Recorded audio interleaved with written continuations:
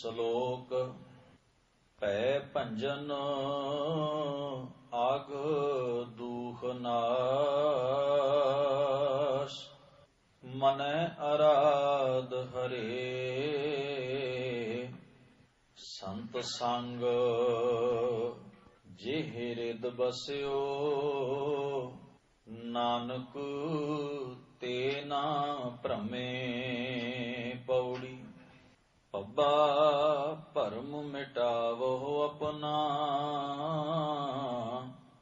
ਯਾ ਸੰਸਾਰ ਸਗਲ ਹੈ ਸੁਪਨਾ ਭਰਮੇ ਸੁਰ ਨਰ ਦੇਵੀ ਦੇਵਾ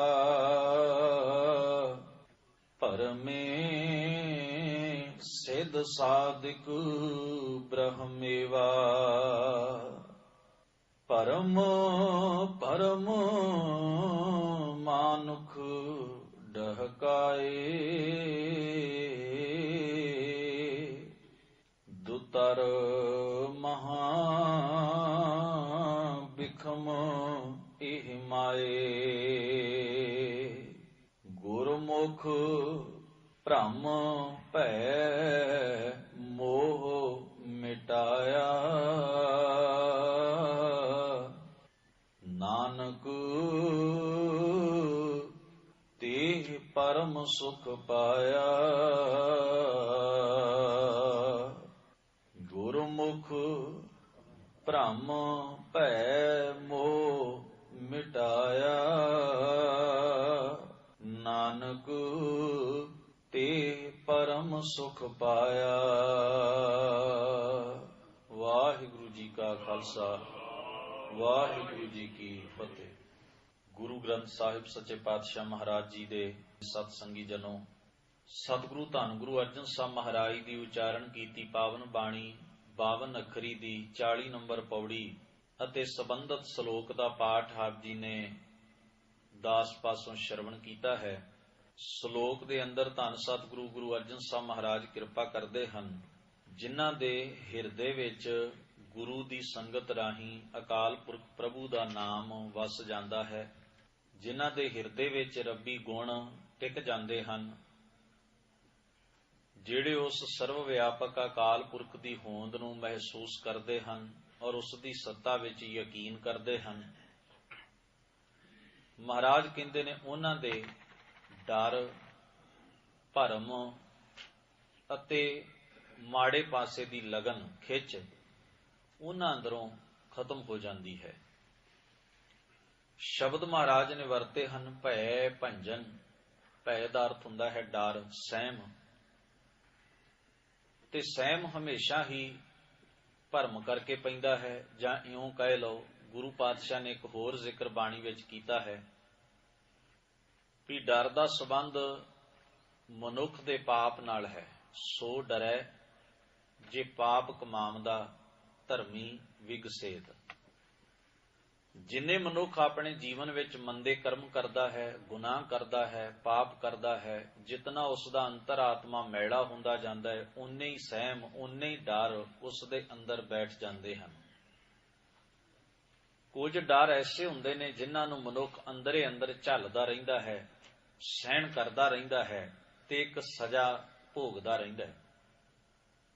ਤੇ ਕੁਝ ਡਰ ਐਸੇ ਹਨ ਜਦੋਂ ਮਨੁੱਖ ਦਾ ਮਨ ਝੱਲਣਾ ਬੰਦ ਕਰ ਦੇਵੇ, ਇਉਂ ਕਹਿ ਲਵੋ ਕਿ ਉਹਨਾਂ ਅੰਦਰ ਦੇ ਸਹਿਮ ਤੇ ਡਰ ਦਾ ਇੰਨਾ ਜ਼ਿਆਦਾ ਪ੍ਰਭਾਵ ਵੱਧ ਜਾਵੇ, ਮਨੁੱਖ ਮਾਨਸਿਕ ਤੌਰ ਤੇ ਅਪਸੈਟ ਹੋਣਾ ਸ਼ੁਰੂ ਹੋ ਜਾਂਦਾ ਹੈ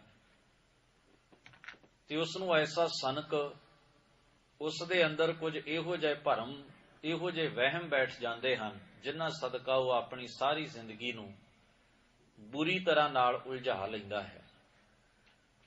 ਪਰ ਗੁਰੂ ਪਾਤਸ਼ਾਹ ਜੀ ਨੇ ਪਾਵਨ ਬਾਣੀ ਦੇ ਵਿੱਚ ਇਸ ਡਰ ਦਾ, ਐਸੇ ਸਹਿਮ ਦਾ ਮੂਲ ਕਾਰਨ ਮਨੁੱਖ ਦੇ ਕੁਕਰਮ ਮੰਨਿਆ। ਜਿੰਨੇ ਕੋਈ ਕੁਕਰਮ ਕਰਦਾ ਜਾਂਦਾ ਹੈ, ਉਨਾ ਹੀ ਉਸ ਦੇ ਅੰਦਰ ਉਸ ਪ੍ਰਤੀ ਸਹਿਮ ਬੈਠਦਾ ਜਾਂਦਾ ਹੈ। ਇਹ ਕਈ ਵਾਰ ਇਸ ਤਰ੍ਹਾਂ ਹੁੰਦਾ ਹੈ ਵੀ ਬਾਹਰੀ ਤੌਰ ਉੱਤੇ ਕੁਝ ਸਹੂਲਤਾਂ ਕੋਲ ਹੁੰਦੀਆਂ ਨੇ, ਕੁਝ ਤਾਕਤਾਂ ਕੋਲ ਹੁੰਦੀਆਂ ਨੇ, ਇਸ ਕਰਕੇ ਮਨੁੱਖ ਅੰਦਰ ਦੇ ਡਰ ਦਾ ਵਿਖਾਵਾ ਨਹੀਂ ਕਰਦਾ। पर जदों जदों वो चीज़ अंदरों ਵੱਧਦੀ ਜਾਏ ਤੇ ਹੌਲੀ ਹੌਲੀ ਜੀਵਨ ਨੂੰ ਅੰਦਰੋਂ ਕੁਰੇਦਣਾ ਸ਼ੁਰੂ ਕਰ ਦਿੰਦੀ ਹੈ ਤੇ ਤਕਲੀਫ ਦਿੰਦੀ ਹੈ। ਇਸ ਨੂੰ ਮਹਾਰਾਜ ਬਾਣੀ ਵਿੱਚ ਇਉਂ ਵੀ ਕਹਿੰਦੇ ਨੇ ਵੀ ਕਈ ਵਾਰ ਵੇਖਣ ਵਾਸਤੇ ਬੰਦਾ ਸਾਨੂੰ ਸੁਖੀ ਦਿਸਦਾ ਹੈ, ਅੰਤਰ ਚਿੰਤਾ ਨੈਣੀ ਸੁਖੀ, ਪਰ ਉਹ ਅੰਦਰੋਂ ਚਿੰਤਾਗ੍ਰਸਤ ਹੁੰਦਾ ਹੈ, ਅੰਦਰੋਂ ਸਹਿਮ ਵਿੱਚ ਹੁੰਦਾ ਹੈ, ਅੰਦਰੋਂ ਇੱਕ ਅਣਜਾਣੇ ਭੈ ਨੇ ਉਹਨੂੰ ਫੜ ਕੇ ਰੱਖਿਆ ਹੁੰਦਾ ਹੈ। ਅਸੀਂ ਵੇਖਦੇ ਹਾਂ ਜਾਂ ਤਾਂ ਜਿਸ ਵੇਲੇ ਸਾਡੇ ਤੱਕਣ ਦੇ ਵਿੱਚ ਜੋ ਆਉਂਦਾ ਹੈ ਵੀ ਬੜਾ ਸੁਖੀ ਹੈ, ਪਰ ਉਹ ਸੁਖ ਕੇਵਲ ਵਿਖਾਵੇ ਮਾਤਰ ਹੈ। ਉਹਦੇ ਅੰਦਰ ਕੀ ਕੁਝ ਵਾਪਰ ਰਿਹਾ ਹੈ, ਕਿੰਨਾ ਰੋਗਾਂ ਤੇ ਬਿਮਾਰੀਆਂ ਦਾ ਉਹ ਸ਼ਿਕਾਰ ਹੈ, ਕਿਹੜੇ ਕਿਹੜੇ ਸਹਿਮ ਉਸਦੇ ਜੀ ਨੂੰ ਪਏ ਹੋਏ ਨੇ, ਇਹਨਾਂ ਦਾ ਅਸੀਂ ਕਿਆਸ ਵੀ ਨਹੀਂ ਕਰ ਸਕਦੇ। ਮੈਂ ਇੱਕ ਦੋ ਉਦਾਹਰਨਾਂ ਇਤਿਹਾਸ ਵਿੱਚੋਂ ਤੁਹਾਡੇ ਨਾਲ ਸਾਂਝੀਆਂ ਕਰਨੀਆਂ ਨੇ। ਪਹਿਲੀ ਗੱਲ, ਫਾਰੁਖਸ਼ੀਰ ਬਾਦਸ਼ਾਹ, ਜਿਸ ਨੇ ਬਾਬਾ ਬੰਦਾ ਸਿੰਘ ਬਹਾਦਰ ਨੂੰ ਫੜਨ ਵਾਸਤੇ ਆਪਣੀ ਸਾਰੀ ਤਾਕਤ ਝੋਂਕ ਦਿੱਤੀ ਹੋਈ ਸੀ, ਔਰ ਉਸਨੇ ਹਰ ਇੱਕ ਗੁਨਾਹ ਵੀ ਜਿਹੜਾ ਸੀ ਉਹ ਸਿੱਖਾਂ ਦੇ ਸਿਰ ਮੜਨ ਦੀ ਔਰ ਉਹਨਾਂ ਨੂੰ ਕਤਲ ਕਰਨ ਦੀ ਆਪਣੇ ਬਾਪ ਤੇ ਦਾਦੇ ਵਾਂਗ ਪੂਰੀ ਕੋਸ਼ਿਸ਼ ਕੀਤੀ। ਔਰ ਉਹਦੇ ਵਕਤ ਹੀ ਬਾਬਾ ਬੰਦਾ ਸਿੰਘ ਬਹਾਦਰ ਜੀ ਗੁਰਦਾਸ ਨੰਗਲ ਦੀ ਗੜੀ ਵਿੱਚੋਂ ਸਿੱਖਾਂ ਸਮੇਤ ਪਕੜੇ ਗਏ ਸਨ ਤੇ ਉਹਨਾਂ ਨੂੰ ਦਿੱਲੀ ਲਿਜਾ ਕੇ ਸ਼ਹੀਦ ਕੀਤਾ ਗਿਆ ਸੀ। ਇਸ ਤੋਂ ਪਹਿਲਾਂ ਬਾਦਸ਼ਾਹ ਹੋਇਆ ਜਹਾਂਦਾਰ ਖਾਂ, ਉਸ ਤੋਂ ਪਹਿਲਾਂ ਹੋਇਆ ਬਹਾਦਰ ਸ਼ਾਹ। ਬਹਾਦਰ ਸ਼ਾਹ ਦੇ ਬਾਬਤ ਇਤਿਹਾਸ ਵਿੱਚ ਇਹ ਘਟਨਾ ਆਉਂਦੀ ਹੈ, ਉਸ ਨੇ ਆਪਣੀ ਸਾਰੀ ਤਾਕਤ ਬਾਬਾ ਬੰਦਾ ਸਿੰਘ ਬਹਾਦਰ ਨੂੰ ਫੜਨ ਉੱਤੇ ਖਰਚ ਕੀਤੀ ਤੇ ਉਹ ਪਹਿਲਾ ਬੰਦਾ ਸੀ ਇਤਿਹਾਸ ਵਿੱਚ ਜਿਸ ਨੇ ਸਿੱਖਾਂ ਦੀ ਆਮ ਕਤਲ ਦਾ ਹੁਕਮ ਜਾਰੀ ਕੀਤਾ। ਇੱਕ ਤਾਂ ਹੁੰਦਾ ਨਾ ਵੀ ਸਰਕਾਰ ਕੁਝ ਬੰਦਿਆਂ ਨੂੰ ਹਿੱਟ ਲਿਸਟ ਉੱਤੇ ਰੱਖ ਲੈਂਦੀ ਵੀ ਇਹਨਾਂ ਨੂੰ ਫੜੋ ਤੇ ਕਤਲ ਕਰੋ, ਜਾਂ ਜਿਹੜੇ ਕਿਸੇ ਘਟਨਾ ਵਿੱਚ ਸ਼ਾਮਲ ਨੇ ਉਹਨਾਂ ਨੂੰ ਟਾਰਗੇਟ ਕਰੋ। ਤੇ ਇੱਕ ਹੁੰਦਾ ਹੈ ਉਹ ਫਰਮਾਨ ਜਿਸ ਵਿੱਚ ਇਹ ਲਿਖਿਆ ਹੋਵੇ ਵੀ ਕੇਵਲ ਸਿੱਖ ਹੋਣਾ ਚਾਹੀਦਾ ਹੈ, ਕੋਈ ਵੀ ਹੋਵੇ, ਭਾਵੇਂ ਉਹ ਕਿਸੇ ਘਟਨਾ 'ਚ ਸ਼ਾਮਲ ਹੈ ਚਾਹੇ ਨਹੀਂ ਹੈ, ਭਾਵੇਂ ਉਹ ਮੁਖੀਆਂ ਵਿੱਚ ਆਉਂਦਾ ਹੈ ਚਾਹੇ ਨਹੀਂ ਆਉਂਦਾ, ਬਸ ਉਹਦੀ ਇੱਕੋ ਨਿਸ਼ਾਨੀ ਦੱਸੀ ਜਾਂਦੀ ਸੀ ਵੀ ਉਹ ਸਿੱਖ ਹੋਣਾ ਚਾਹੀਦਾ ਹੈ, ਨਾਨਕ ਪ੍ਰਸਤ ਹੋਣਾ ਚਾਹੀਦਾ ਹੈ, ਉਸ ਨਾਨਕ ਪ੍ਰਸਤ ਨੂੰ ਫੜੋ ਤੇ ਕਤਲ ਕਰ ਦਿਓ। ਇਸ ਨੂੰ ਅਸੀਂ ਕਹਿੰਦੇ ਹਾਂ ਕਤਲੇ ਆਮ ਦਾ ਹੁਕਮ ਜਾਰੀ ਕਰ। ਕਤਲੇ ਆਮ ਦਾ ਮਤਲਬ ਇਹ ਆਮ ਜਨ ਸਧਾਰਨ ਦਾ ਵੀ ਕਤਲ ਕਰਨਾ, ਯਾਨੀ ਕਿ ਇਹਨੂੰ ਨਸਲ ਕੁਸ਼ੀ ਆਖਿਆ ਜਾਂਦਾ ਵੀ ਪੂਰੀ ਨਸਲ ਹੀ ਤਬਾਹ ਕਰ ਦੇਣ ਵਾਸਤੇ ਕਿਸੇ ਕੌਮ ਜਾਂ ਧਰਮ ਨਾਲ ਸੰਬੰਧ ਰੱਖਣ ਵਾਲਿਆਂ ਦੀ ਹੋਂਦ ਮਲੀਆ ਮੇਟ ਕਰਨ ਵਾਸਤੇ ਕੋਈ ਬਾਦਸ਼ਾਹ ਜਾਂ ਕੋਈ ਸੱਤਾਧਾਰੀ ਧਿਰ ਫਰਮਾਨ ਜਾਰੀ ਕਰੇ। ਇਹ ਕੁਝ ਐਸੇ ਹੁਕਮ ਇਤਿਹਾਸ ਨੂੰ ਜਦੋਂ ਅਸੀਂ ਪੜ੍ਹਦੇ ਹਾਂ, ਬਾਦਸ਼ਾਹ ਜਾਂ ਸਰਕਾਰਾਂ ਕੁਝ ਐਸੇ ਫਰਮਾਨ ਜ਼ਾਹਰਾ ਰੂਪ 'ਚ ਜਾਰੀ ਕਰਦੀਆਂ ਸਨ ਤੇ ਕੁਝ ਲੁਕਵੇਂ ਢੰਗ ਨਾਲ ਕਰਦੀਆਂ ਸਨ, ਕਿਉਂਕਿ ਸਰਕਾਰ ਦੀਆਂ ਕੁਝ ਆਪਣੀਆਂ ਨੀਤੀਆਂ ਵੀ ਹੁੰਦੀਆਂ ਨੇ। ਤੋਂ ਪਹਿਲਾ ਬਾਦਸ਼ਾਹ ਬਹਾਦਰ ਸ਼ਾਹ ਹੈ ਜਿਸ ਨੇ ਸਿੱਖਾਂ ਦੀ ਆਮ ਕਤਲ ਦਾ ਫਰਮਾਨ ਲਿਖਤੀ ਰੂਪ ਵਿੱਚ ਜਾਰੀ ਕੀਤਾ, ਔਰ ਇਹ 1710 ਵਿੱਚ ਉਹਨੇ ਹੇਠ ਉੱਤੇ ਦੋ ਲੈਟਰ ਜਿਹੜੇ ਸਨ, ਦੋ ਫਰਮਾਨ ਜਿਹੜੇ ਸਨ ਜਾਰੀ ਕੀਤੇ, ਜਿਨ੍ਹਾਂ ਵਿੱਚ ਜ਼ਿਕਰ ਸੀ ਕਿ ਨਾਨਕ ਪ੍ਰਸਤਾਂ ਨੂੰ ਜਿੱਥੇ ਵੀ ਉਹ ਮਿਲਣ ਉਹਨਾਂ ਨੂੰ ਕਤਲ ਕਰ ਦਿੱਤਾ ਜਾਏ। ਇਸ ਬਾਰੇ ਇਤਿਹਾਸਕਾਰਾਂ ਨੇ ਇੱਕ ਘਟਨਾ ਲਿਖੀ ਹੈ ਵੀ ਲਾਹੌਰ ਜਾਂ ਹੋਰ ਜਿਹੜੇ ਇਲਾਕੇ ਜਿਨ੍ਹਾਂ ਇਲਾਕਿਆਂ 'ਚ ਬਹੁਤੀ ਸਿੱਖ ਵਸੋਂ ਸੀ, ਹੁਣ ਸਿੱਖਾਂ ਦੀ ਮਜਬੂਰੀ ਬਣ ਗਈ ਵੀ ਉਹ ਜੰਗਲਾਂ ਵਿੱਚ ਚਲੇ ਜਾਣ ਜਾਂ ਪਹਾੜਾਂ ਵੱਲ ਲੁਕ ਛਿਪ ਕੇ ਆਪਣਾ ਸਮਾਂ ਕੱਟਣ, ਕਿਉਂਕਿ ਸਰਕਾਰ ਉਹਨਾਂ ਨੂੰ ਮੁੱਖ ਰੂਪ ਵਿੱਚ ਕਤਲ ਕਰਨ ਤੇ ਤੁੱਲੀ ਹੈ। ਹਾਂ, ਜਿੰਨੇ ਕੁਝ ਜਾਣਨ ਬੁੱਝਣ ਵਾਲੇ ਸਿੱਖ ਸਨ ਉਹ ਤਾਂ ਰਹਿ ਗਏ, ਬਾਕੀ ਬਹੁਤਿਆਂ ਨੇ ਇੱਧਰ ਉੱਧਰ ਖਿੰਡਣਾ ਸ਼ੁਰੂ ਕਰ ਦਿੱਤਾ। ਔਰ ਇੱਕ ਘਟਨਾ ਜਿਹੜੀ ਉਹ ਜਿਹਦਾ ਜ਼ਿਕਰ ਇਤਿਹਾਸਕਾਰ ਕਰਦੇ ਨੇ ਵੀ ਜਿਹੜੇ ਸਰਕਾਰੀ ਪਦਵੀਆਂ ਦੇ ਉੱਤੇ ਮੁਸਲਮਾਨ ਜਾਂ ਹਿੰਦੂ ਭਾਈਚਾਰੇ ਨਾਲ ਸੰਬੰਧ ਰੱਖਣ ਵਾਲੇ ਸੱਜਣ ਸਨ, ਉਹ ਵੀ ਉਹਨਾਂ ਸਮਿਆਂ 'ਚ ਦਾੜੀਆਂ ਰੱਖਿਆ ਕਰਦੇ ਸਨ, ਵੱਡੀਆਂ ਦਾੜੀਆਂ ਰੱਖਣੀਆਂ, ਮੁੱਛਾਂ ਰੱਖਣੀਆਂ, ਸਿਰਾਂ ਤੇ ਕੇਸ ਜੂੜੇ ਕਰਨੇ ਔਰ ਦਸਤਾਰਾਂ ਸਜਾਉਣੀਆਂ। ਉਹਨਾਂ ਨੂੰ ਲੱਗਿਆ ਕਿ ਕਿਤੇ ਇਹ ਨਾ ਹੋਵੇ ਸਾਨੂੰ ਸਿੱਖ ਸਮਝ ਕੇ, ਕਿਉਂਕਿ ਸਿੱਖਾਂ ਦਾ ਸਰੂਪ ਤੇ ਸਰੂਪ ਤਾਂ ਸਾਰਿਆਂ ਦਾ ਰਲਦਾ, ਇਹ ਨਾ ਹੋਵੇ ਵੀ ਸਾਨੂੰ ਸਿੱਖ ਸਮਝ ਕੇ ਕਿਤੇ ਸਾਡੇ ਉੱਤੇ ਵੀ ਧੱਕਾ ਹੋ ਜਾਂਦਾ ਹੋਵੇ। ਕੁਝ ਨੇ ਆਪਣੀਆਂ ਦਾੜੀਆਂ ਕਟਾ ਲਈਆਂ ਤੇ ਕੁਝ ਨੇ ਉਹਨਾਂ ਦੀ ਹੱਦ ਮੇਥ ਲਈ ਵੀ ਇੰਨੀ ਕੁ ਰੱਖ ਲਓ ਜਿਹਦੇ ਤੋਂ ਪਤਾ ਲੱਗੇ ਵੀ ਦਾੜੀ ਕਟਾਉਂਦਾ ਹੈ। ਜਿਸ ਤੋਂ ਪਤਾ ਲੱਗੇ ਵੀ ਇਹ ਮੁੱਛਾਂ ਕੱਟਦਾ ਹੈ, ਜਿਸ ਤੋਂ ਪਤਾ ਲੱਗੇ ਵੀ ਇਹ ਸਿੱਖ ਨਹੀਂ ਹੈ। ਇਸ ਤਰ੍ਹਾਂ ਉਹਨਾਂ ਨੇ ਜਾਂ ਤਾਂ ਦਾੜੀਆਂ ਸਫਾ ਚੱਟ ਕਰਾਈਆਂ ਤੇ ਜਾਂ ਫਿਰ ਅੱਧ ਪਚੱਧੀਆਂ ਕੱਟ ਕੇ ਉਹਨਾਂ ਨੇ ਇਹ ਦੱਸਣ ਦੀ ਕੋਸ਼ਿਸ਼ ਕੀਤੀ ਵੀ ਅਸੀਂ ਸਿੱਖ ਨਹੀਂ ਹਾਂ। ਤੋ ਆਮ ਜਨ ਸਧਾਰਨ ਜਿਹੜੇ ਮੁਸਲਮਾਨ ਜਾਂ ਹਿੰਦੂ ਭਰਾ ਸਨ, ਉਹਨਾਂ ਨੇ ਵੀ ਇਸ ਸਹਿਮ ਦੇ ਥੱਲੇ ਵੀ ਇਹ ਨਾ ਹੋਵੇ ਸਰਕਾਰ ਦੇ ਸਿਪਾਹੀ ਕਿਤੇ ਭੁਲੇਖੇ ਨਾਲ ਸਾਨੂੰ ਵੀ ਵਿੱਚੇ ਰੱਖ ਲੈਂਦੇ ਹੋਣ, ਇਸ ਢੰਗ ਨਾਲ ਉਹਨਾਂ ਨੇ ਵੱਡੇ ਪੱਧਰ ਉੱਤੇ ਪੰਜਾਬ ਦੀ ਧਰਤ ਉੱਤੇ ਆਪਣੇ ਕੇਸਾਂ ਦੀ ਬੇਅਦਬੀ ਕੀਤੀ। ਯਾਨੀ ਕਿ ਹਾਲਾਤ ਬਣਦੇ ਰਹੇ ਇਸ ਤਰ੍ਹਾਂ ਦੇ। ਬਹਾਦਰ ਸ਼ਾਹ ਸਾਰੀ ਉਮਰ ਪਿੱਛਾ ਕਰਦਾ ਰਿਹਾ ਬਾਬਾ ਬੰਦਾ ਸਿੰਘ ਜੀ ਦਾ, ਪਰ ਉਸ ਕੋਲੋਂ ਕਹਾਣੀ ਸੂਤ ਨਾ ਆਈ। ਕਤਲੇਆਮ ਕਰਨ ਵੱਲੋਂ ਉਹਨੂੰ 20 ਪੁਜਾ ਛੱਡੀ। ਉਹਦੇ ਜੀਵਨ ਦੀ ਇੱਕ ਘਟਨਾ ਆਉਂਦੀ ਹੈ ਕਿ ਉਹ ਲਾਹੌਰ ਦੇ ਨੇੜੇ ਕਲਾਨੌਰ ਜਾਂ ਇਸ ਇਲਾਕੇ ਦੇ ਵਿੱਚ ਉਹਦੇ ਤੰਬੂ ਲੱਗੇ, ਸ਼ਾਮਿਆਨੇ ਲੱਗੇ ਸਨ, ਫੌਜ ਦੇ ਕੈਂਪ ਲੱਗੇ ਸਨ। ਉਹ ਇੰਨਾ ਅਪਸੈਟ ਹੋ ਗਿਆ ਮਾਨਸਿਕ ਤੌਰ ਉੱਤੇ ਵੀ ਹੁਣ ਖੁੱਲਾ ਜੰਗਲ ਆਲੇ ਦੁਆਲੇ, ਖੁੱਲਾ ਏਰੀਆ ਸੀ, ਖੁੱਲੀ ਜਗ੍ਹਾ ਸੀ। ਰਾਤ ਦੇ ਸਮੇਂ ਆਪਾਂ ਜਾਣਦੇ ਹਾਂ ਪਿੰਡਾਂ ਵਿੱਚ ਕੁੱਤੇ ਵੀ ਰੋਂਦੇ ਹਨ, ਉੱਚੀ ਉੱਚੀ ਭੌਂਕਦੇ ਹਨ, ਬਿੱਲੀਆਂ ਰੋਂਦੀਆਂ ਹਨ, ਘੋੜੇ ਵੀ, ਜਿੱਥੇ ਫੌਜ ਦਾ ਕੈਂਪ ਹੋਵੇ ਘੋੜੇ ਵੀ ਹਿਣਕਦੇ ਹਨ। ਇਹ ਸ਼ੋਰ ਸ਼ਰਾਬਾ ਤੇ ਆਮ ਗੱਲ ਹੈ। ਜਦੋਂ ਰਾਤ ਨੂੰ ਉਹ ਸੌਂਦਾ ਤੇ ਜੇ ਕਿਸੇ ਕੁੱਤੇ ਦੇ ਭੌਂਕਣ ਦੀ ਆਵਾਜ਼ ਉਹਦੇ ਕੰਨਾਂ 'ਚ ਪੈਂਦੀ, ਕਿਸੇ ਬਿੱਲੀ ਦੇ ਰੋਣ ਦੀ ਆਵਾਜ਼ ਉਹਦੇ ਕੰਨਾਂ 'ਚ ਪੈਂਦੀ, ਜਾਂ ਘੋੜਾ ਹਿਣਕ ਪੈਂਦਾ ਮਾੜਾ ਮੋਟ, ਥੋੜਾ ਜਿਹਾ ਵੀ ਕਿਤੇ ਸ਼ੋਰ ਸ਼ਰਾਬਾ ਜਾਂ ਹਵਾ ਤੇਜ਼ ਵਗੀ ਤੇ ਥੋੜਾ ਜਿਹਾ ਸ਼ੋਰ ਹੋਇਆ, ਉਹ ਉੱਠ ਕੇ ਬਹਿ ਜਾਂਦਾ ਤੇ ਉਸੇ ਵੇਲੇ ਆਪਣੇ ਦਰਬਾਨਾਂ ਨੂੰ ਸੱਦ ਕੇ ਕਹਿੰਦਾ ਇਹ ਸਾਰੇ ਕੁੱਤੇ ਕਤਲ ਕਰ ਦਿਓ, ਇਹ ਬਿੱਲੀਆਂ ਮਾਰ ਦਿਓ। ਹੁਣ ਉਹ ਦਰਬਾਨ, ਉਹ ਬਾਦਸ਼ਾਹ ਸੀ, ਕਹਿ ਨਹੀਂ ਸਨ ਸਕਦੇ, ਪਰ ਆਪਸ ਵਿੱਚ ਇਹ ਗੱਲਾਂ ਜ਼ਰੂਰ ਕਰਦੇ ਵੀ ਇਹਦੇ ਦਿਮਾਗ ਨੂੰ ਕੀ ਹੋਇਆ। ਐਡਾ ਵੱਡਾ ਬਾਦਸ਼ਾਹ ਹੋਵੇ ਤੇ ਕੁੱਤਿਆਂ ਦੇ ਭੌਂਕਣ ਤੋਂ ਉੱਠ ਕੇ ਬਹਿ ਜਾਵੇ, ਬਿੱਲੀਆਂ ਦੇ ਰੋਣ ਤੋਂ ਉੱਠ ਕੇ ਅਪਸੈਟ ਹੋ ਕੇ ਬਹਿ ਜਾਏ, ਘੋੜਿਆਂ ਦੇ ਹਿਣਕਣ ਤੋਂ ਡਰ ਜਾਏ, ਹਵਾ ਤੇਜ਼ ਵਗੇ ਤੇ ਇਹ ਉਦੋਂ ਵੀ ਪਰੇਸ਼ਾਨ ਹੋ ਜਾਂਦਾ ਹੈ, ਤੇ ਸਾਨੂੰ ਇਹੋ ਜਿਹੇ ਅਜੀਬੋ ਗਰੀਬ ਹੁਕਮ ਸੁਣਾਉਂਦਾ ਰਹਿੰਦਾ। ਇਹ ਬਿਮਾਰੀ ਉਹਦੀ ਘਟੀ ਨਹੀਂ। ਵੈਦਾਂ ਨੇ ਉਸ ਨੂੰ ਨੀਂਦ ਦੀਆਂ ਦਵਾਈਆਂ ਵੀ ਦੇਣੀਆਂ, ਹੋਰ ਦਵਾਈਆਂ ਵੀ ਦੇਣੀਆਂ। ਕਾਜ਼ੀਆਂ ਨੇ ਆ ਕੇ ਉਹਦੇ ਲਾਗੇ ਧਾਰਮਿਕ ਗ੍ਰੰਥਾਂ ਦਾ ਪਾਠ ਵੀ ਕਰਨਾ, ਤੇ ਕੁਝ ਹੋਰ ਨਜੂਮੀ ਵਗੈਰਾ ਜਿਹੜੇ ਹੁੰਦੇ ਹਨ, ਉਹ ਕੁਝ ਹੋਰ ਓੜ ਪੋੜ ਵੀ, ਜਿਸ ਤਰ੍ਹਾਂ ਜੋਤਸ਼ੀ ਕਰਦੇ ਨੇ ਇਸ ਤਰ੍ਹਾਂ ਦੇ ਓੜ ਪੋੜ ਵੀ ਕਰਦੇ ਰਹੇ ਵੀ ਸ਼ਾਇਦ ਇਹਨੂੰ ਕੋਈ ਓਪਰੀ ਕਸਰ ਦੀ ਗੱਲ ਨਾ ਹੋਵੇ। ਇਹ ਸਾਰਾ ਕੁਝ ਚੱਲਦਾ ਰਿਹਾ, ਪਰ ਉਹਦਾ ਰੋਗ ਵੱਧਦਾ ਹੀ ਗਿਆ। ਰੋਗ ਜਿਉਂ-ਜਿਉਂ ਵਧੀ ਗਿਆ, ਤਿਉਂ-ਤਿਉਂ ਉਹ ਹੋਰ ਸਨਕੀ ਹੁੰਦਾ ਗਿਆ। ਹਰ ਗੱਲ 'ਚ ਉਹਨੂੰ ਖਤਰਾ, ਹਰ ਗੱਲ 'ਚ ਉਹਨੂੰ ਡਰ। ਵਿਚਾਰਵਾਨ ਇਤਿਹਾਸਕਾਰਾਂ ਨੇ ਇਸ ਦਾ ਇੱਕ ਕਾਰਨ ਦੱਸਿਆ। ਇਹ ਬਿਮਾਰੀ ਕਿਸੇ ਨੂੰ ਵੀ ਹੋ ਸਕਦੀ ਹੈ, ਪਰ ਉਹਨਾਂ ਬੰਦਿਆਂ ਦੀ ਬਿਮਾਰੀ ਦਾ ਕਾਰਨ ਲਿਖਦਿਆਂ ਹੋ, ਤੁਸੀਂ ਵੇਖੋ ਔਰੰਗਜ਼ੇਬ ਦਾ ਜੀਵਨ ਜਦੋਂ ਅਸੀਂ ਪੜ੍ਹਦੇ ਹਾਂ, ਉਹਦੇ ਬਾਰੇ ਵੀ ਇਤਿਹਾਸਕਾਰ ਲਿਖਦੇ ਨੇ ਵੀ ਆਪਣੇ ਉਮਰ ਦੇ ਆਖਰੀ ਪੜਾਅ ਤੇ ਜਾ ਕੇ ਉਹ ਵੀ ਇੰਨੀ ਪਰੇਸ਼ਾਨੀ ਭੋਗ ਰਿਹਾ ਸੀ। ਬੜਾ ਪਰੇਸ਼ਾਨ ਤੇ ਅਪਸੈਟ ਸੀ, ਨਾ ਉਹਨੂੰ ਕੁਝ ਖਾ ਸਕਦਾ ਸੀ ਚੰਗੀ ਤਰ੍ਹਾਂ, ਨਾ ਉਹਨੂੰ ਨੀਂਦ ਆਉਂਦੀ ਸੀ, ਬੜਾ ਬੇਚੈਨ ਰਹਿੰਦਾ। ਔਰ ਇਹ ਬੇਚੈਨੀ ਹੀ ਯਾਨੀ ਕਿ ਮਾਨਸਿਕ ਰੋਗ ਹੀ ਉਹਦੇ ਜੀਵਨ ਦੇ ਖਾਤਮੇ ਦਾ ਕਾਰਨ ਬਣਿਆ। ਇਹੋ ਮਾਨਸਿਕ ਰੋਗ ਬਹਾਦਰ ਸ਼ਾਹ ਨੂੰ ਲੱਗਿਆ, ਔਰ ਇਹਨਾਂ ਮਾਨਸਿਕ ਰੋਗਾਂ ਦਾ ਮੂਲ ਕਾਰਨ ਹੈ ਵੀ ਇੰਨੇ ਕਤਲ ਕੀਤੇ ਨੇ, ਇੰਨਾ ਖੂਨ ਵਹਾਇਆ ਹੈ, ਬੇਗੁਨਾਹਾਂ ਨੂੰ ਤਲਵਾਰਾਂ ਦੀਆਂ ਧਾਰਾਂ ਹੇਠੋਂ ਆਪਣੀ ਸੱਤਾ ਦੇ ਜ਼ੋਰ ਤੇ ਬਲ ਨਾਲ ਲੰਘਾ ਦਿੱਤਾ। ਹੁਣ ਪਾਪ ਬੰਦੇ ਦਾ ਪਰਛਾਵਾਂ ਬਣ ਜਾਂਦਾ, ਖਹਿੜਾ ਨਹੀਂ ਛੱਡਦਾ। ਤੁਹਾਡਾ ਕਰਮ ਤੁਹਾਡੇ ਹਮੇਸ਼ਾ, ਤੁਸੀਂ ਤੇ ਜਾਣਦੇ ਹੋ, ਆਪਾਂ ਕਿਸੇ ਤੋਂ ਗੁਨਾਹ ਲੁਕਾ ਸਕਦੇ ਹਾਂ, ਪਰ ਜਿਹੜਾ ਗੁਨਾਹ ਮੈਂ ਕੀਤਾ ਉਹ ਘੱਟੋ ਘੱਟ ਮੈਨੂੰ ਤਾਂ ਪਤਾ ਹੈ ਨਾ, ਮੈਂ ਆਪਣੇ ਦਿਮਾਗ ਚੋਂ ਕਿਵੇਂ ਕੱਢ ਦਿਆਂ ਉਹਨੂੰ, ਆਪਣੀ ਸੁਰਤ ਚੋਂ ਕਿਵੇਂ ਕੱਢ ਦੇਵਾਂ ਉਸ ਨੂੰ। ਉਹਦਾ ਜੋ ਪ੍ਰਭਾਵ ਹੈ ਉਹ ਮੇਰੇ ਜੀਵਨ ਉੱਤੇ ਬਰਾਬਰ ਹੈ, ਮੇਰੇ ਜੀਵਨ ਉੱਤੇ ਬਰਾਬਰ ਹੈ।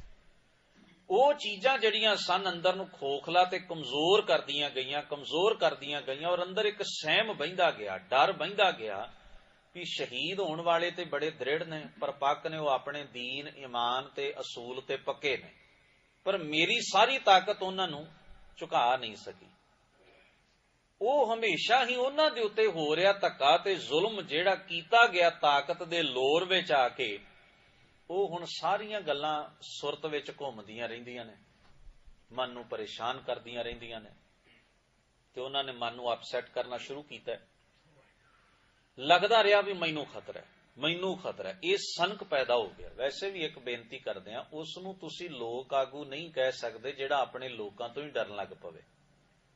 ਇਹ ਤਾਂ ਲੋਕਾਂ ਨੂੰ ਥੋੜੀ ਬਹੁਤ ਸੋਝੀ ਚਾਹੀਦੀ ਹੈ ਵੀ ਉਹ ਸਾਡੀ ਅਗਵਾਈ ਕੀ ਖਾਕ ਕਰੇਗਾ ਜਿਹੜਾ ਸਾਡੇ ਕੋਲ ਬਹਿਣ ਤੋਂ ਹੀ ਡਰਦਾ ਹੈ। ਇਹਦਾ ਮਤਲਬ ਉਹਨੇ ਕਿਤੇ ਨਾ ਕਿਤੇ ਲੋਕਾਂ ਨਾਲ ਧੋਖਾ, ਫਰੇਬ ਤੇ ਬੇਈਮਾਨੀ ਕੀਤੀ ਹੁੰਦੀ ਹੈ, ਜਿਸ ਦਾ ਉਹਨੂੰ ਖਤਰਾ ਹੁੰਦਾ ਹੈ ਵੀ ਜੇ ਮੈਂ ਇਹਨਾਂ ਲੋਕਾਂ ਕੋਲ ਚਲਿਆ ਗਿਆ ਤੇ ਮੈਨੂੰ ਕਈ ਕੁਝ ਸਹਿਣਾ ਪੈ ਸਕਦਾ। ਇਹ ਪ੍ਰਤੱਖ ਪ੍ਰਮਾਣ ਹੈ। ਜਿਹਨੇ ਲੋਕਾਂ ਦੇ ਹੱਕ 'ਚ ਕੰਮ ਕੀਤਾ ਉਹਨੂੰ ਲੋਕਾਂ ਤੋਂ ਕੀ ਖਤਰਾ ਹੋ ਸਕਦਾ? ਤੁਸੀਂ ਸੋਚੋ ਜ਼ਰਾ। ਜਿਹੜਾ ਆਗੂ ਲੋਕਾਂ ਦੀ ਸੱਥ ਵਿੱਚ ਬਹਿਣ ਤੋਂ ਭੱਜ ਖਲੋਵੇ, ਸਮਝੋ ਇਹਦੇ ਵਿੱਚ ਕੋਈ ਰੜਕ ਹੈ। ਇਹ ਜਾਂ ਤਾਂ ਬੇਈਮਾਨ ਹੈ, ਜਾਂ ਇਹਨੇ ਸਾਡੇ ਨਾਲ ਧੋਖਾ ਕੀਤਾ ਹੈ, ਜਾਂ ਫਿਰ ਇਹਦੇ ਅੰਦਰ ਕੋਈ ਪਾਪ ਲੁਕਿਆ ਹੋਇਆ। ਇਹ ਸਾਡਾ ਅਸਲ ਮਿੱਤਰ ਤੇ ਸਾਥੀ ਆਗੂ ਨਹੀਂ ਹੋ ਸਕਦਾ ਜਿਹੜਾ ਸਾਥੋਂ ਹੀ ਡਰਦਾ ਹੈ।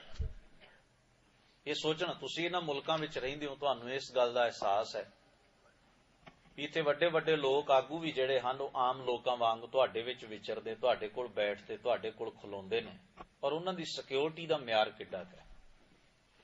ਹੁਣ ਤੁਸੀਂ ਉਹਨਾਂ ਆਗੂਆਂ ਵੱਲ ਵੇਖੋ ਜਿਹੜੇ ਲੋਕਾਂ ਤੋਂ ਡਰਦੇ ਹੋਏ ਆਪਣੀ ਜ਼ਿੰਦਗੀ ਕੈਦੀਆਂ ਵਾਂਗ ਬਤੀਤ ਕਰਦੇ ਨੇ ਤੇ ਦਾਅਵਾ ਇਹ ਕਰਦੇ ਹਨ ਅਸੀਂ ਲੋਕਾਂ ਦਾ ਭਲਾ। ਜੇ ਉਹ ਲੋਕਾਂ ਦਾ ਇੰਨਾ ਹੀ ਭਲਾ ਕਰ ਰਹੇ ਨੇ ਤੇ ਮਾਫ ਕਰਨਾ, ਲੋਕ ਇੰਨੇ ਬੇਵਕੂਫ ਵੀ ਤਾਂ ਨਹੀਂ ਵੀ ਆਪਣਾ ਭਲਾ ਕਰਨ ਵਾਲੇ ਦੇ ਹੀ ਗਲ ਪੈ ਜਾਣਗੇ।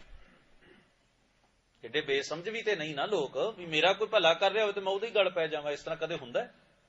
ਇਹਦਾ ਮਤਲਬ ਹੈ ਲੋਕਾਂ ਨੂੰ ਪਤਾ ਹੈ ਵੀ ਇਹ ਧੋਖੇਬਾਜ਼ ਹੈ, ਬੇਈਮਾਨ ਹੈ, ਚੋਰ ਹੈ। ਇਸ ਕਰਕੇ ਜਦੋਂ ਐਸਾ ਬੰਦਾ ਲੋਕਾਂ ਦੀ ਸੱਥ ਵਿੱਚ ਆਏਗਾ ਤੇ ਚਾਰ ਬੰਦੇ ਉੱਠ ਕੇ ਖਲੋ ਹੀ ਜਾਣਗੇ ਜਿਹੜੇ ਉਸ ਬੇਈਮਾਨ ਨੂੰ ਬੇਈਮਾਨ ਕਹਿਣ ਲਈ ਤਿਆਰ ਹੋਣਗੇ। ਇਸ ਕਰਕੇ ਲੋਕਾਂ ਦੀ ਸੱਥ ਵਿੱਚ ਵਿਚਰਨ ਤੋਂ ਕੰਨੀ ਕਤਰਾਉਂਦਾ ਹੈ, ਲੋਕਾਂ ਕੋਲ ਬੈਠਣ ਤੋਂ ਕੰਨੀ ਕਤਰਾਉਂਦਾ ਹੈ। ਇਹ ਗੱਲ ਬੜੀ ਮਾਇਨੇ ਰੱਖਦੀ ਹੈ ਜੀਵਨ ਦੇ ਅੰਦਰ ਵੀ ਅਸੀਂ ਆਪਣੇ ਜੀਵਨ ਨੂੰ ਇੰਨੇ ਸਹਿਮ ਵਿੱਚ ਕਿਉਂ ਪਾਇਆ? ਕਿਉਂਕਿ ਅਸੀਂ ਆਪ ਸੱਚੇ ਨਹੀਂ ਸਾਂ, ਬੇਈਮਾਨੀ ਸੀ ਸਾਡੇ ਅੰਦਰ, ਧੋਖਾ ਸੀ ਸਾਡੇ ਅੰਦਰ, ਅਸੀਂ ਜਾਲ ਸਾਜ਼ੀਆਂ ਕੀਤੀਆਂ। ਇਸ ਕਰਕੇ ਉਸ ਜਗ੍ਹਾ ਤੋਂ ਅਸੀਂ ਡਰਦੇ ਹਾਂ ਜਿਸ ਜਗ੍ਹਾ ਤੇ ਅਸੀਂ ਕੁਝ ਮਾੜਾ ਕੀਤਾ ਹੁੰਦਾ ਹੈ ਜਾਂ ਜਿਹੜੀ ਧਿਰ ਨਾਲ ਮਾੜਾ ਕਮਾਇਆ ਹੁੰਦਾ ਹੈ। ਇਹ ਸੰਸਾਰ ਭਰ ਦੀ ਮੁਸ਼ਕਲ ਹੈ ਔਰ ਇਹ ਮਨੁੱਖ ਦੇ ਨਿੱਜੀ ਜੀਵਨ ਉੱਤੇ ਵੀ ਓਨੀ ਢੁਕਦੀ ਹੈ ਵੀ ਉਹ ਪਾਪ ਮੇਰਾ ਪਿੱਛਾ ਨਹੀਂ ਛੱਡਣਗੇ ਜਿਹੜੇ ਮੈਂ ਆਪਣੇ ਜੀਵਨ ਵਿੱਚ ਕਮਾਏ, ਉਹ ਮੈਨੂੰ ਹਮੇਸ਼ਾ ਹੀ ਅੰਦਰੋਂ ਦੁਖੀ ਕਰਦੇ ਰਹਿਣਗੇ। ਸੋ ਡਰੈ ਜੇ ਪਾਪ ਕਮਾਉਂਦਾ ਧਰਮੀ ਵਿਗਸੇਤ।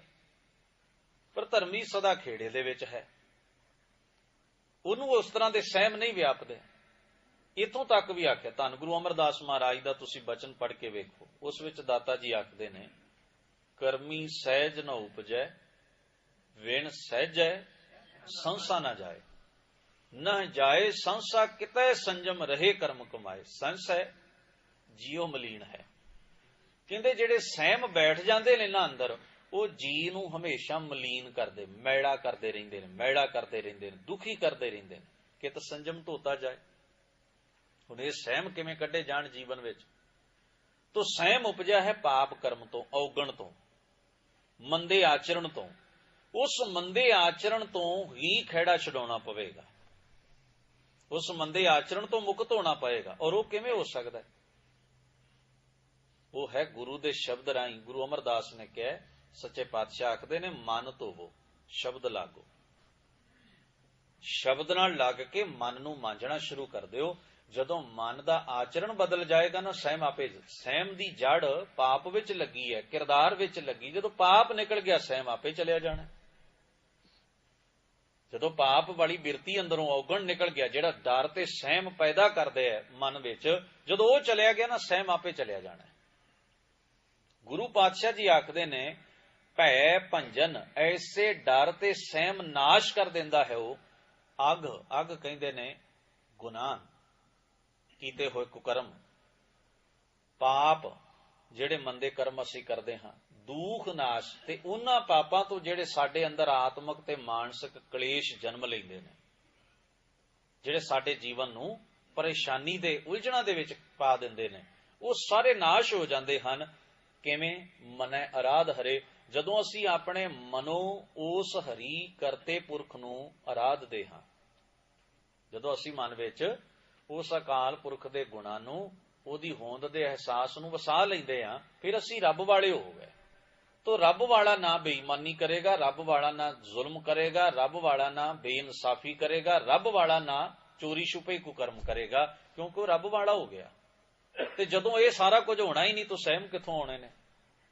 ਜਦੋਂ ਇਹ ਸਾਰਾ ਕੁਝ ਹੋਣਾ ਹੀ ਨਹੀਂ ਤਾਂ ਮਾਨਸਿਕ ਆਤਮਿਕ ਕਲੇਸ਼ ਪੈਦਾ ਹੀ ਨਹੀਂ ਹੋਣਗੇ। ਸਤਿਗੁਰੂ ਆਖਦੇ ਨੇ, ਸੰਤ ਸੰਗ ਜੇ ਹਿਰਦ ਬਸਿਓ, ਗੁਰੂ ਦੀ ਸੰਗਤ ਵਿੱਚ ਜਿਨ੍ਹਾਂ ਦੇ ਹਿਰਦੇ ਵਿੱਚ ਅਕਾਲ ਪੁਰਖ ਜੀ ਦਾ ਨਾਮ ਵਸ ਜਾਂਦਾ ਹੈ, ਨਾਨਕ ਤੇ ਨਾ ਭਰਮੇ। ਜੇ ਨਾਨਕ ਉਹ ਫਿਰ ਭਟਕਦੇ ਨਹੀਂ, ਉਹ ਫਿਰ ਭਰਮ ਵਿੱਚ ਨਹੀਂ ਪੈਂਦੇ। ਪੌੜੀ ਵਿੱਚ ਪਾਤਸ਼ਾਹ ਕਹਿੰਦੇ ਨੇ, ਭੱਬਾ ਭਰਮ ਮਿਟਾਵੋ ਆਪਣਾ।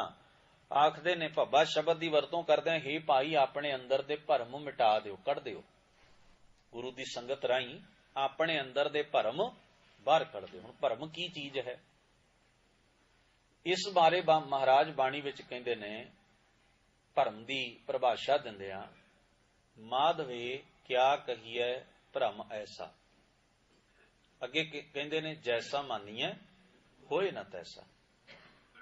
ਜਿਹੋ ਜਿਹਾ ਕਿਸੇ ਚੀਜ਼ ਨੂੰ ਅਸੀਂ ਮੰਨ ਲਈਏ ਪਰ ਉਹੋ ਜਿਹੀ ਹੈ ਨਹੀਂ, ਅਸੀਂ ਭੁਲੇਖੇ ਵਿੱਚ ਹਾਂ, ਇਹਨੂੰ ਭਰਮ ਆਖਿਆ। ਇਹਦੀ ਉਦਾਹਰਣ ਮਹਾਰਾਜ ਨੇ ਬਾਣੀ 'ਚ ਦਿੱਤੀ ਹੈ। ਕਹਿੰਦੇ ਨੇ, ਜਿਵੇਂ ਹਨੇਰੇ ਦੇ ਵਿੱਚ ਮਨੁੱਖ ਨੂੰ ਪਈ ਹੋਈ ਰੱਸੀ ਸੱਪ ਨਜ਼ਰ ਆਉਂਦੀ ਹੈ ਤੇ ਮਨੁੱਖ ਡਰਦਾ ਹੈ। ਜੇ ਚਾਨਣ ਹੋ ਜਾਏ ਤੇ ਫਿਰ ਪਤਾ ਲੱਗ ਜਾਂਦਾ ਹੈ ਵੀ ਇਹ ਤਾਂ ਰੱਸੀ ਸੀ, ਮੈਂ ਭੁਲੇਖੇ 'ਚ ਇਹਨੂੰ ਸੱਪ ਸਮਝ ਕੇ ਡਰਦਾ ਰਿਹਾ, ਦੌੜ ਭੱਜ ਵਿੱਚ ਪਿਆ ਰਿਹਾ। ਹੁਣ ਇਹ ਕੀ ਹੈ? ਇਹ ਹੈ ਭਰਮ, ਭੁਲੇਖਾ। ਯਾਨੀ ਕਿ ਉਹ ਹੈ ਕੁਝ ਹੋਰ ਤੇ ਮੈਂ ਕੁਝ ਹੋਰ ਸਮਝੀ ਬੈਠਾ। ਕਿਉਂ ਸਮਝੀ ਬੈਠਾ? ਕਿਉਂਕਿ ਹਨੇਰੇ ਦੇ ਕਾਰਨ। ਹਨੇਰਾ ਸੀ ਨਾ, ਜੇ ਚਾਨਣ ਹੁੰਦਾ ਤੇ ਪਤਾ ਲੱਗ ਜਾਂਦਾ ਵੀ ਰੱਸੀ ਨਹੀਂ, ਇਹ ਸੱਪ ਹੈ, ਸੱਪ ਨਹੀਂ, ਇਹ ਰੱਸੀ ਹੈ। ਪਰ ਹਨੇਰੇ ਨੇ ਉਹਨੂੰ ਬੇਪਛਾਣ ਕਰ ਦਿੱਤਾ ਤੇ ਬੇਪਛਾਣ ਹੋਣ ਦੀ ਵਜ੍ਹਾ ਕਰਕੇ ਅਸੀਂ ਧੋਖਾ ਖਾ ਗਏ। ਅਸੀਂ ਉਸ ਰੱਸੀ ਨੂੰ ਸੱਪ ਸਮਝਦੇ ਰਹੇ। ਜੈਸਾ ਮਾਨੀਏ ਹੋਏ ਨਾ ਤੈਸਾ। ਤੇ ਇਹ ਭੁਲੇਖਾ ਪੈਦਾ ਹੁੰਦਾ ਹੈ ਹਨੇਰੇ ਕਾਰਨ। ਇਸੇ ਤਰ੍ਹਾਂ ਜਦੋਂ ਸਾਡੀ ਸੁਰਤ ਵਿੱਚ ਅਗਿਆਨਤਾ ਹੈ, ਬੇਸਮਝੀ ਹੈ, ਸੱਚ ਵੱਲੋਂ ਅਸੀਂ ਅਵੇਅਰ ਨਹੀਂ ਹਾਂ ਗੁਰੂ ਦੇ ਸ਼ਬਦ ਰਾਹੀਂ, ਤਾਂ ਫਿਰ ਕੀ ਹੁੰਦਾ ਹੈ? ਅਸੀਂ ਭਰਮਾਂ ਤੇ ਭੁਲੇਖਿਆਂ ਵਿੱਚ ਜੀਵਨ ਬਤੀਤ ਕਰਦੇ ਹਾਂ। ਜਿਹਨੂੰ ਅਸੀਂ ਸੁੱਖ ਸਮਝਦੇ ਹਾਂ ਉਹ ਦੁੱਖ ਪੈਦਾ ਕਰ ਦਿੰਦਾ ਹੈ, ਜਿਹਨੂੰ ਅਸੀਂ ਜ਼ਹਿਰ ਸਮਝਦੇ ਹਾਂ ਉਹ ਅੰਮ੍ਰਿਤ ਨਿਕਲ ਆਉਂਦਾ ਹੈ, ਜਿਸ ਨੂੰ ਅੰਮ੍ਰਿਤ ਸਮਝਦੇ ਹਾਂ ਉਹ ਜ਼ਹਿਰ ਬਣ ਜਾਂਦਾ ਹੈ। ਯਾਨੀ ਕਿ ਸਭ ਜ਼ਿੰਦਗੀ ਅਪਸੈਟ ਹੈ। ਸਾਡਾ ਕੋਈ ਵੀ ਕਿਆਸ ਤੇ ਫੈਸਲਾ ਸਹੀ ਨਹੀਂ ਹੋ ਰਿਹਾ। ਜੋ ਅਸੀਂ ਮੰਨ ਕੇ ਬੈਠਦੇ ਹਾਂ ਗੱਲ ਉਦੋਂ ਉਲਟ ਹੋ ਜਾਂਦੀ ਹੈ। ਭੁਲੇਖੇ ਵਸ ਅਸੀਂ ਯਾਨੀ ਕਿ ਸਾਰਾ ਜੀਵਨ ਜਿਉਨੇ। ਇਹਨੂੰ ਮਹਾਰਾਜ ਬਾਣੀ 'ਚ ਕਹਿੰਦੇ, ਝੂਠ ਬਾਤ ਸਾ ਸੱਚ ਕਰ ਜਾਤੀ, ਸਤ ਹੋਵਨ ਮਨ ਲੱਗੈ ਨਾ ਰਾਤੀ, ਬਾਵੇਂ ਮਾਰਗ ਟੇਢਾ ਚੱਲਣਾ, ਸਿੱਧਾ ਛੋੜ ਅਪੂਠਾ ਬੁਨਣਾ। ਯਾਨੀ ਕਿ ਸਾਰਾ ਜੀਵਨ ਡਿਸਟਰਬ ਹੈ, ਉਲਝਿਆ ਹੋਇਆ ਹੈ ਜੀਵਨ। ਸਤਿਗੁਰੂ ਆਖਦੇ ਨੇ, ਝੂਠ ਨੂੰ ਸੱਚ ਤੇ ਸੱਚ ਨੂੰ ਝੂਠ ਸਮਝ ਰਿਹਾ ਹੈ, ਧਰਮ ਨੂੰ ਅਧਰਮ ਤੇ ਅਧਰਮ ਨੂੰ ਧਰਮ ਸਮਝ ਰਿਹਾ ਹੈ, ਪਾਪ ਨੂੰ ਪੁੰਨ ਤੇ ਪੁੰਨ ਨੂੰ ਪਾਪ ਸਮਝ ਰਿਹਾ ਹੈ। ਹਰ ਇੱਕ ਗੱਲ ਉਲਟੇ ਪਾਸੇ ਚੱਲ ਰਹੀ ਹੈ ਕਿਉਂਕਿ ਭਰਮ ਵਿੱਚ ਜੀ ਰਿਹਾ ਹੈ। ਅਗਿਆਨਤਾ ਨੇ ਹਰ ਇੱਕ ਗੱਲ ਨੂੰ ਬੇਪਛਾਣ ਕਰ ਦਿੱਤਾ ਹੈ। ਜੋ ਚੀਜ਼ ਨੁਕਸਾਨਦੇਹ ਹੈ ਉਹਨੂੰ ਜੀਵਨ ਦਾ ਮਿੱਤਰ ਬਣਾਈ ਬੈਠਾ ਹੈ। ਐਸੇ ਭਰਮ ਭੁੱਲੇ ਸੰਸਾਰਾ, ਜਨਮ ਪਦਾਰਥ ਖੋਏ ਗਵਾਰਾ। ਇਹਨੂੰ ਕਹਿਣਾ ਅੰਮ੍ਰਿਤ ਕੌਰਾ ਵੇਖਿਆ ਮੀਠੀ, ਸਾਕਤ ਕੀ ਵਿਧ ਨੈਨੋ ਡੀਠੀ। ਹੁਣ ਗੁਰੂ ਮਹਾਰਾਜ ਕਹਿੰਦੇ ਏਡਾ ਵੱਡਾ ਭਰਮ ਜੀਵਨ ਵਿੱਚ ਪੈ ਗਿਆ, ਹਰ ਚੀਜ਼ ਬੇਪਛਾਣ ਹੋ ਗਈ, ਸੱਚ ਤੇ ਝੂਠ ਰਲ ਗੱਡ ਹੋ ਗਏ। ਕੁਝ ਸਮਝ ਨਹੀਂ ਆਉਂਦੀ ਵੀ ਸੱਚ ਕੀ ਹੈ, ਝੂਠ ਕੀ ਹੈ, ਚੰਗਾ ਕੀ ਹੈ, ਬੁਰਾ ਕੀ ਹੈ। ਬਸ ਮਨੁੱਖ ਤੁਰਿਆ ਜਾ ਰਿਹਾ ਕਿਸੇ ਨਾ ਕਿਸੇ ਢੰਗ ਨਾਲ। ਇਸ ਨੂੰ ਗੁਰੂ ਮਹਾਰਾਜ ਕਹਿੰਦੇ ਨੇ ਭਰਮ ਵਿੱਚ ਭੁੱਲ ਜਾਣਾ। ਇਸ ਨੂੰ ਆਖਦੇ ਨੇ ਭੁਲੇਖੇ ਦਾ ਸ਼ਿਕਾਰ ਹੋਣਾ। ਤੇ ਕਿਉਂ ਹੈ ਇਹ ਅਵਸਥਾ, ਕਿਉਂ ਹੈ ਜੋ ਮਨੁੱਖ ਦੇ ਜੀਵਨ ਵਿੱਚ? ਗੁਰੂ ਮਹਾਰਾਜ ਕਹਿੰਦੇ ਕਿਉਂਕਿ ਅੰਦਰ ਹਨੇਰਾ ਹੈ। ਜਿਵੇਂ ਹਨੇਰੇ 'ਚ ਰੱਸੀ ਸੱਪ ਨਜ਼ਰ ਆ ਰਹੀ ਹੈ ਨਾ, ਉਸੇ ਤਰ੍ਹਾਂ ਅੰਦਰ ਜਦੋਂ ਸੁਰਤ ਵਿੱਚ ਅਗਿਆਨਤਾ ਦਾ ਹਨੇਰਾ ਹੁੰਦਾ ਹੈ ਤਾਂ ਸੱਚ ਦਾ ਝੂਠ ਦਾ ਫਰਕ ਬੰਦੇ ਨੂੰ ਪਤਾ ਨਹੀਂ ਲੱਗਦਾ, ਵਿਵੇਕ ਬੁੱਧ ਤੋਂ ਵਾਂਝਾ ਹੋ ਜਾਂਦਾ ਹੈ। ਉਸ ਨੂੰ ਗੁਰੂ ਪਾਤਸ਼ਾਹ ਕਹਿੰਦੇ ਨੇ ਇਹ ਭਰਮ ਵਿੱਚ ਜੀ ਰਿਹਾ ਹੈ। ਪਰ ਇੱਕ ਇਹ ਵੀ ਬਚਨ ਕਿਹਾ ਬਾਣੀ ਅੰਦਰ, ਡੀਂਗਨ ਡੋਲਾ ਤਉ ਲਓ ਜੋ ਮਨ ਕੇ ਭਰਮਾ। ਜਿੰਨਾ ਚਿਰ ਮਨ 'ਚ ਭਰਮ ਹੈ ਨਾ, ਡਾਵਾਂ ਡੋਲ ਉਹਨਾਂ ਚਿਰ ਹੈ। ਪਰ ਭਰਮ ਕਾਟੇ ਗੁਰੇ ਆਪਣੇ ਪਾਏ ਵਿਸਰਾਮ। ਜਦੋਂ ਗੁਰੂ ਗਿਆਨ ਦੀ ਰੌਸ਼ਨੀ ਕਰ ਦਿੰਦਾ ਹੈ, ਸੱਚ ਦੀ ਸੋਝੀ ਦੇ ਦਿੰਦਾ ਹੈ, ਪਛਾਣ ਲਿਆ ਕੇ ਸਾਡੇ ਸਾਹਮਣੇ ਖੜੀ ਕਰ ਦਿੰਦਾ ਹੈ, ਪਛਾਣ ਦੀ ਸੋਝੀ ਦੇ ਦਿੰਦਾ ਹੈ ਵੀ ਆਹ ਹੈ ਸਚਾਈ, ਆਹ ਹੈ ਧਰਮ, ਆਹ ਹਨ ਗੁਣ, ਤਾਂ ਉਸ ਵੇਲੇ ਕੀ ਹੁੰਦਾ ਹੈ? ਭਰਮ ਕਾਟੇ ਗੁਰੇ ਆਪਣੇ, ਗੁਰੂ ਰਾਹੀਂ ਫਿਰ ਉਹ ਭਰਮ ਟੁੱਟ ਜਾਂਦੇ ਨੇ, ਭੁਲੇਖਿਆਂ ਵਿੱਚੋਂ ਬਾਹਰ ਨਿਕਲ ਆਉਂਦਾ ਹੈ ਮਨੁੱਖ। ਤਾਂ ਗੁਰੂ ਪਾਤਸ਼ਾਹ ਜੀ ਬਚਨ ਕਰਦੇ ਨੇ, ऐसे भरम हे मनुख मिटा लै गुरु दी संगत राही। और अगे कहते ने या संसार सगल है सुपना। ये सारा संसार जो तू वेख रहा है तेरे वास्ते एक सुपने की न्याई ही है। यानी कि इस नूं मानण दा तैनू एक लिमिटेड समा मिलिया है। संसार नूं जीण दा, संसार नूं वेखण दा, संसार नूं सुणन दा, संसार विच रहण दा तैनू सदीव काल दा समा नसीब नहीं होएगा। ये समा बड़ा लिमिटेड मिलिया है, सुपने वर्गा। जिवें सुपने की लिमिट हुंदी है ना, जिन्ना चिर नींद होवे सुपना चलदा है, नींद टुट जाए सुपना भी नाल टुट जांदा है। सुपने विच हो सकदा है मैं बादशाह होवां, सुपने च मैं भीख मंग रिहा होवां, सुपने विच मैं दौड़ रहा होवां मेरे मगर दुश्मन लगे होण, सुपने विच मैं महान बड़ा तत्ववेता बनिया होवां। पर नींद जदों खुल जांदी है, खत्म हो जाती है, जाग आ गई, उस वेले सुपना भी टुट गया। तो कित्थे गया उस सुपने का बादशाह? जिहड़ा सुपने च बादशाह बनया बैठा सी, किधर गया? बाणी ने कहा नरपत एक सिंहासन सोया सुपने भया भिखारी, अशत राज बिशरत दुख पाया सोगत भई हमारी। बादशाह अपने सिंहासन ते बैठा बैठा सौ गया। नौकरां ने जगाया ना भी सौण दिओ, बादशाह जी सुते ने, कुछ समा आराम कर लैण दिओ। उठाए तो गुस्सा करनगे, सुते रहे। सुत्या सुत्या ਉਹਨੂੰ ਸੁਪਨਾ आ रहा है, ਤੇ ਸੁਪਨੇ ਦੇ ਵਿੱਚ ਕੀ ਵੇਖਦਾ है भी हथ विच ठूठा फड़िया होया ते दार दार उत्ते भीख मंग रहा। हुण सुपना चल रहा सी, बेचैनी वाला सुपना सी, भीख मंग रहा पर सह रहा। अचानक जाग खुल गई तो उठ के बैठ गया। हद हो गई, परेशान, चेहरे दे उत्ते परेशानी झलक रही है। पुछया की होया? कहने लग्या सिंघासन उत्ते ही बैठा होया मैं सुता होया हां, बादशाह हां, राजा हां, हुक्मरान हां। पर अजीब गल है ना, इसे सिंघासन दे उत्ते एक राजा बन के मैं सुता होया ते सुत्या जो सुपने विच मैं हंडा रहा वो है एक भिखारी वर्गा जीवन। खौरे ये सच है कि वो सच है? जो मैं हंडाया मानसिक तौर पर वो सच्चाई है कि जां आ जिस तरह मैं जागदा होया सिंघासन उत्ते बैठा मेरे सामने नौकर चाकर ने राज करन वाला मैं बंदा हां, कि ये सच है? सियाणे मंत्री ने आख्या महाराजा साहब दोवें ही सच नहीं। उस सुपने की म्याद उन्ना चिर सी जिन्ना चिर तुहाडी नींद चल रही सी, वो खुल गई, जाग आ गई ते तुसी भिखारी तो उस भिखारी पुणे की अवस्था चों मानसिक तौर पर बाहर आ गए। हुण आ जो तुसी वेख रहे हो सच जानो, तुसी सिंघासन उत्ते हो, तुसी इत्थों दे हुक्मरान हो, राजे हो, नौकरां चाकरां दे मालक, फौजां ते किलियां दे मालक ते दौलतां दे हुक्म चलाउण दे मालक हो। पर इनू भी उस सुपने वर्गा ही समझो, क्योंकि हमेशा वास्ते ना ये सिंघासन रहना ते ना तुसी रहना। तुहाडी जगह ते पहलां बड़े आए, तुहाडी जगह ते मगरों बड़े आउणगे, तुसी भी उन्हां दी कतार विच एक हो। ना तुसी पहले हो ते ना तुसी आखरी हो। बड़ी लंबी कतार है, पता नहीं कदों तक चलेगी। तुहाडे तो पहलां बड़े हो गुजरे ने, तुहाडे तो मगरों भी बड़े आउणगे, तुसी उन्हां सारियां दी कतार विच एक हो, केवल एक। ते उवें दे ही हो जिवें दे पहलां सन, ते तुहाडे वर्गे होर भी बड़े आउण वास्ते मगर तैयार होणगे। कुदरत दी ये कला है, जिथे असी खड़े हां इत्थे भी बड़े आए, जिथे तुसी हो इन्हां सिंघासनां ते भी बड़े आए। हुक्म चलाउण वाले ते हुक्म पाउण वाले दोवें ही आउंदे जांदे ने। बस इसे तरह संसार दा सिस्टम चलदा है। तो समझो ये भी एक सुपना है, जिवें वो नहीं ना कायम रहा, रहना ये भी नहीं जे। या संसार सगल है सुपना, जग जीवन ऐसा सुपने जैसा जीवन सुपन समान। पर हां इन्ना जरूर है भी बंदा इस सुपने दे विच अपनी पूरी चलाउण दी कोशिश करदा है। तो तुसी एक गल वेखना कदे, ये संसार एक ऐसा पेड़ है, इसनूं गुरु पातशाह ने जदों असीं बचन पढ़दे ना, वो कहंदे एक खेड है, आमन जान एक खेल बनाया।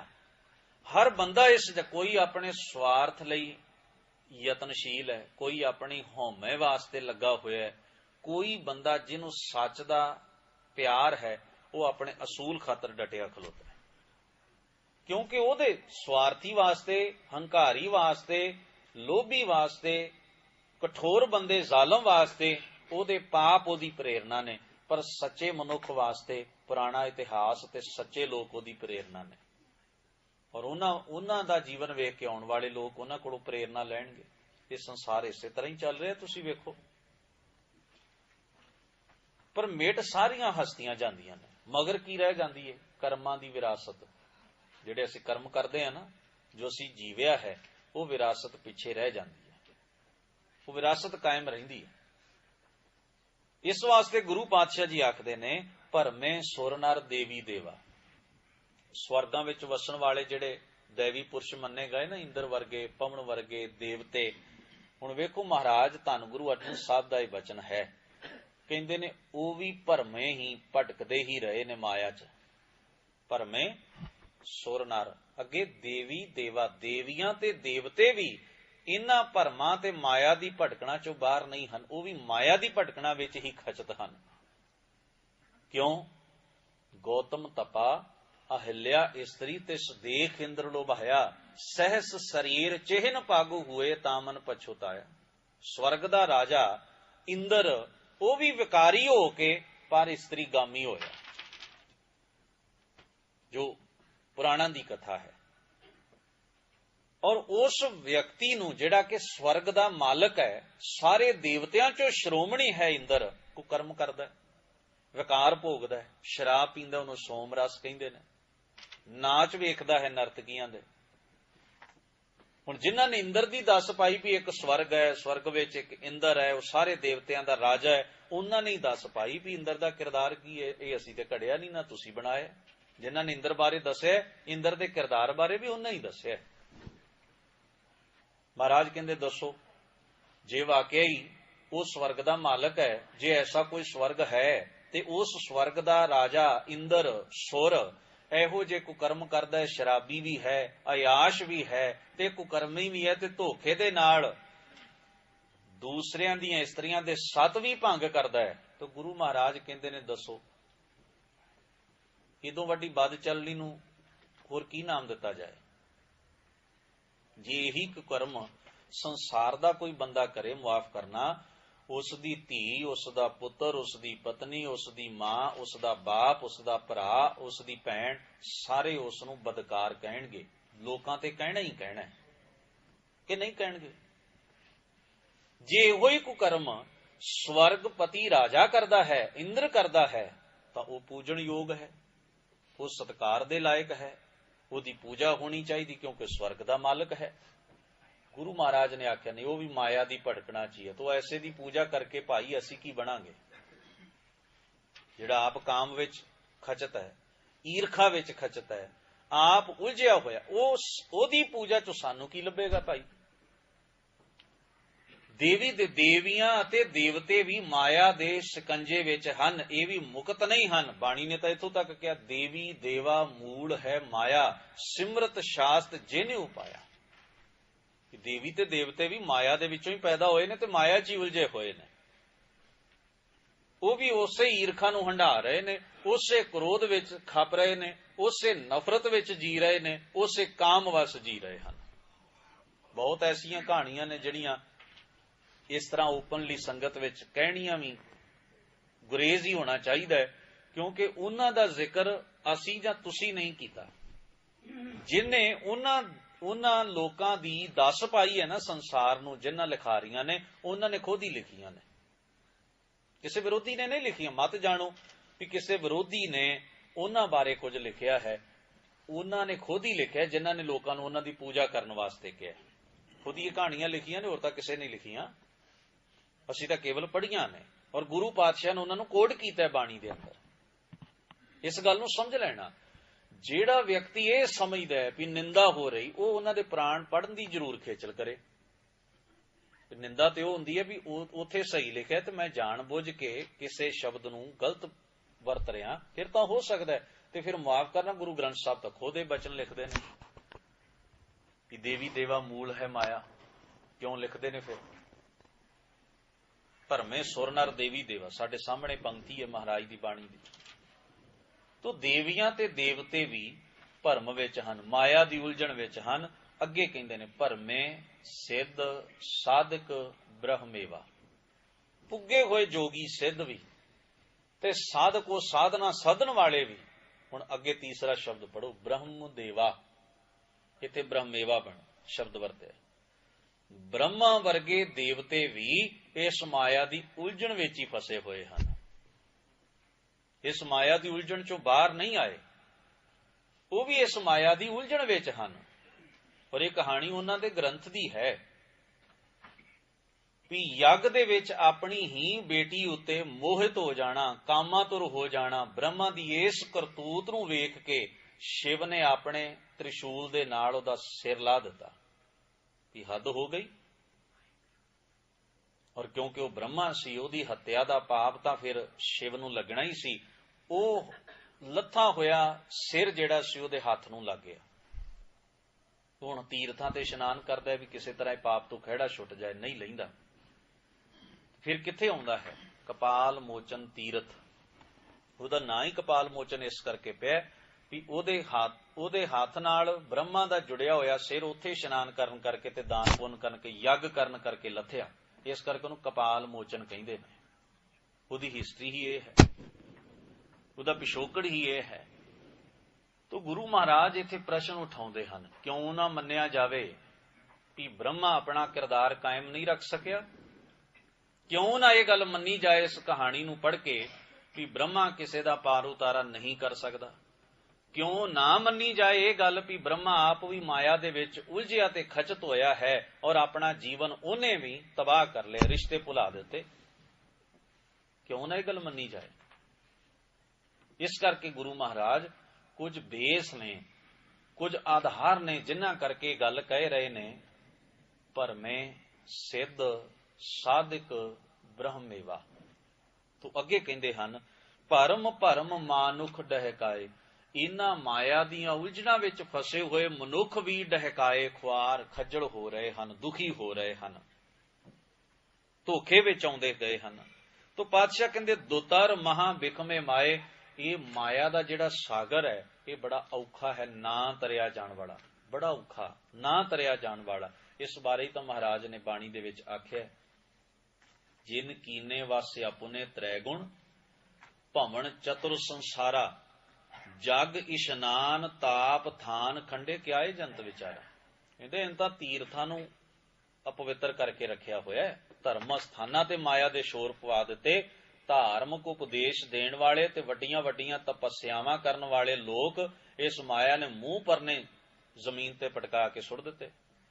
ਲੋਕ ਸਮਝਦੇ ਰਹੇ ਤਪੀ ਹੈ, ਇਹ ਭਗਤੀ ਵਾਲਾ ਹੈ, ਇਹ ਤੀਰਥ ਤੇ ਰਹਿੰਦਾ ਹੈ, ਇਹ ਧਰਮ ਪੁਜਾਰੀ ਹੈ, ਇਹ ਰੱਬ ਦੇ ਨੇੜੇ ਹੈ। ਪਰ ਮਾਇਆ ਨੇ ਐਸੀ ਪਲਟੀ ਮਾਰੀ, ਮੂੰਹ ਭਾਰ ਜ਼ਮੀਨ ਤੇ ਸੁੱਟ ਦਿੱਤੇ।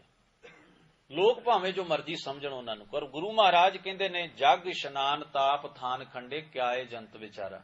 ਪੁੱਛਿਆ ਮਹਾਰਾਜ ਇਹਦਾ ਕੋਈ ਇਲਾਜ ਵੀ ਹੈ? ਆਖਦੇ ਹਾਂ ਪ੍ਰਭ ਕੀ ਓਟ ਗਹੀ ਤੋ ਛੂਟੋ। ਉਹਦੇ ਆਸਰੇ ਤੋਂ ਬਿਨਾਂ ਕੋਈ ਨਹੀਂ ਛੁੱਟ ਸਕਦਾ। ਕਬੀਰ ਜੀ ਤਾਂ ਖੁਦ ਕਹਿੰਦੇ ਨੇ ਕਬੀਰ ਆਈ ਮੁਝੈ ਪੈ ਅਨਕ ਕਰੇ ਕਰ ਭੇਸ ਹਮ ਰਾਖੇ ਗੁਰ ਆਪਨੇ ਉਨ ਕੀਨੋ ਆਦੇਸ। ਤੋਂ ਗੁਰੂ ਮਹਾਰਾਜ ਆਖਦੇ ਨੇ ਗੁਰਮੁਖ ਗੁਰੂ ਦੇ ਰਾਹੀਂ ਭ੍ਰਮ ਅੰਦਰ ਦੇ ਭਰਮ ਭਟਕਣਾ ਭੈ ਸਹਿਮ ਵਿਕਾਰਾਂ ਚੋਂ ਪੈਦਾ ਹੋਏ ਮੋਹ ਪੁੱਠੇ ਪਾਸੇ ਦੀ ਲਗਨ ਮਿਟਾਇਆ। ਜਦੋਂ ਇਹ ਸਾਰੇ ਮਿਟਾ ਦਿੱਤੇ ਗੁਰੂ ਦੇ ਰਾਹੀਂ, ਨਾਨਕ ਤੇ ਪਰਮ ਸੁਖ ਪਾਇਆ। ਹੈ ਨਾਨਕ ਫੇਰ ਆਤਮਿਕ ਸੁਖ ਉਹਨਾਂ ਜੀਵਾਂ ਨੇ ਪ੍ਰਾਪਤ ਕਰ ਲਿਆ ਜਿਨ੍ਹਾਂ ਗੁਰੂ ਦੇ ਰਾਹੀਂ ਇਹ ਵਿਕਾਰ ਸਹਿਮ ਤੇ ਭਟਕਣਾ ਆਪਣੇ ਅੰਦਰੋਂ ਖਤਮ ਕਰ ਲਈ। ਸਤਿਗੁਰੂ ਜੀ 41 ਨੰਬਰ ਪੌੜੀ ਤੇ ਸ਼ਲੋਕ ਵਿੱਚ ਬਖਸ਼ਿਸ਼ ਕਰਦੇ ਨੇ। ਸ਼ਲੋਕ ਮਾਇਆ ਡੋਲੇ ਬਹੁ ਵਿਧੀ ਮਨ ਲਪਟਿਓ ਤਹਿ ਤੇਹ ਸੰਗ ਮੰਗਨ ਤੇ ਜਿਹ ਤੁਮ ਰਖੋ ਸੋ ਨਾਨਕ ਨਾਮਹਿ ਰੰਗ। ਪੌੜੀ ਮਮਾ ਮੰਗਨ ਹਾਰ ਏਆਨਾ ਦੇਨ ਹਾਰ ਦੇ ਰਹਿਓ ਸੁਜਾਨਾ ਜੋ ਦੀਨੋ ਸੋ ਇਕਹਿ ਬਾਰ ਮਨ ਮੂਰਖ ਕਾਹ ਕਰੈ ਪੁਕਾਰ ਜੋ ਮੰਗੈ ਤਉ ਮੰਗੈ ਬੀਆ ਜਾਤੇ ਕੁਸ਼ਲ ਨ ਕਾਹੂ ਥੀਆ ਮੰਗਨ ਮੰਗ ਤਾਂ ਏਕੈ ਮੰਗ, ਨਾਨਕ ਜਾਤੇ ਪਰੈ ਪਰਾਗ। ਸਤਿਗੁਰੂ ਸ਼ਲੋਕ ਵਿੱਚ ਕਹਿੰਦੇ ਨੇ, ਮਨ ਕਿਉਂ ਡੋਲਦਾ ਹੈ? ਜਦੋਂ ਉਹ ਮਾਇਆਵੀ ਵਿਧੀਆਂ ਨੂੰ ਧਾਰਨ ਕਰ ਲੈਂਦਾ ਹੈ। ਮਾਇਆ ਡੋਲੇ ਬਹੁ ਵਿਧੀ। ਬਹੁ ਵਿਧੀ ਦਾ ਅਰਥ ਹੁੰਦਾ ਹੈ ਬਹੁ ਤੇਰੀਆਂ ਜੁਗਤਾਂ ਨਾਲ, ਬਹੁਤੇ ਢੰਗਾਂ ਨਾਲ। ਨਾ ਤਾਂ ਮਾਇਆ ਦਾ ਕੋਈ ਇੱਕ ਰੂਪ ਹੈ ਤੇ ਨਾ ਇੱਕ ਰੰਗ ਹੈ ਕਿ ਉਹਦਾ ਇੱਕੋ ਹੀ ਰੂਪ ਹੈ, ਉਹਨੂੰ ਛੱਡ ਦਈਏ ਤੇ ਮੁਕਤ ਹੋ ਜਾਵਾਂਗੇ। ਮਾਇਆ ਬਾਰੇ ਤਾਂ ਕਬੀਰ ਸਾਹਿਬ ਨੇ ਕਹੀ ਹੈ ਗੱਲ, ਹੁਣੇ ਹੀ ਮੈਂ ਸਾਂਝਾ ਕੀਤਾ ਬਚਨ, ਕਿ ਕਬੀਰ ਆਈ ਮੁਝੈ ਪੈ ਅਨਕ ਕਰੇ ਕਰ ਭੇਸ। ਦੂਸਰਾ ਬਚਨ, ਮਾਇਆ ਦਾ ਅਸਰ ਜਿਹੜਾ ਮਨੁੱਖ ਦੀ ਸੁਰਤ ਉੱਤੇ ਤੇ ਮਨ, ਗੁਰਬਾਣੀ ਇਹ ਮੰਨਦੀ ਹੈ। ਵੈਸੇ ਹੋਰ ਲੋਕਾਂ ਨੇ ਮੰਨਿਆ ਵੀ ਬਾਹਰ ਦਾ ਧਨ ਪਦਾਰਥ ਜੋ ਵੀ ਹੈ ਇਹ ਮਾਇਆ ਹੈ, ਇਹਦੇ ਤੋਂ ਦੂਰ ਰਹੋ। ਪਰ ਗੁਰੂ ਨੇ ਆਖਿਆ ਐਵੇਂ ਤਾਂ ਗੁਜ਼ਾਰਾ ਨਹੀਂ ਹੋਣਾ, ਕਿਉਂਕਿ ਤਿਆਗੀਆਂ ਦੇ ਜੀਵਨ ਦੱਸਦੇ ਨੇ ਵੀ ਉਹ ਸਾਰਾ ਕੁਝ ਛੱਡ ਕੇ ਵੀ ਮਾਇਆ ਤੋਂ ਮੁਕਤ ਨਹੀਂ ਹੋ ਸਕੇ। ਕਿਉਂ ਭਲਾ? ਕਿਉਂਕਿ ਮਾਇਆ ਉਹਨਾਂ ਦੀ ਸੁਰਤ ਅਤੇ ਮਨ ਉੱਤੇ ਬੈਠ ਗਈ, ਕਿਉਂਕਿ ਇਹਨੇ ਅਸਰ ਕਰਨਾ ਹੈ ਸਾਡੀ ਸੁਰਤ ਉੱਤੇ। ਮਾਇਆ ਦਾ ਅਸਰ ਸੁਰਤ ਤੇ ਮਨ ਉੱਤੇ ਹੋਏਗਾ।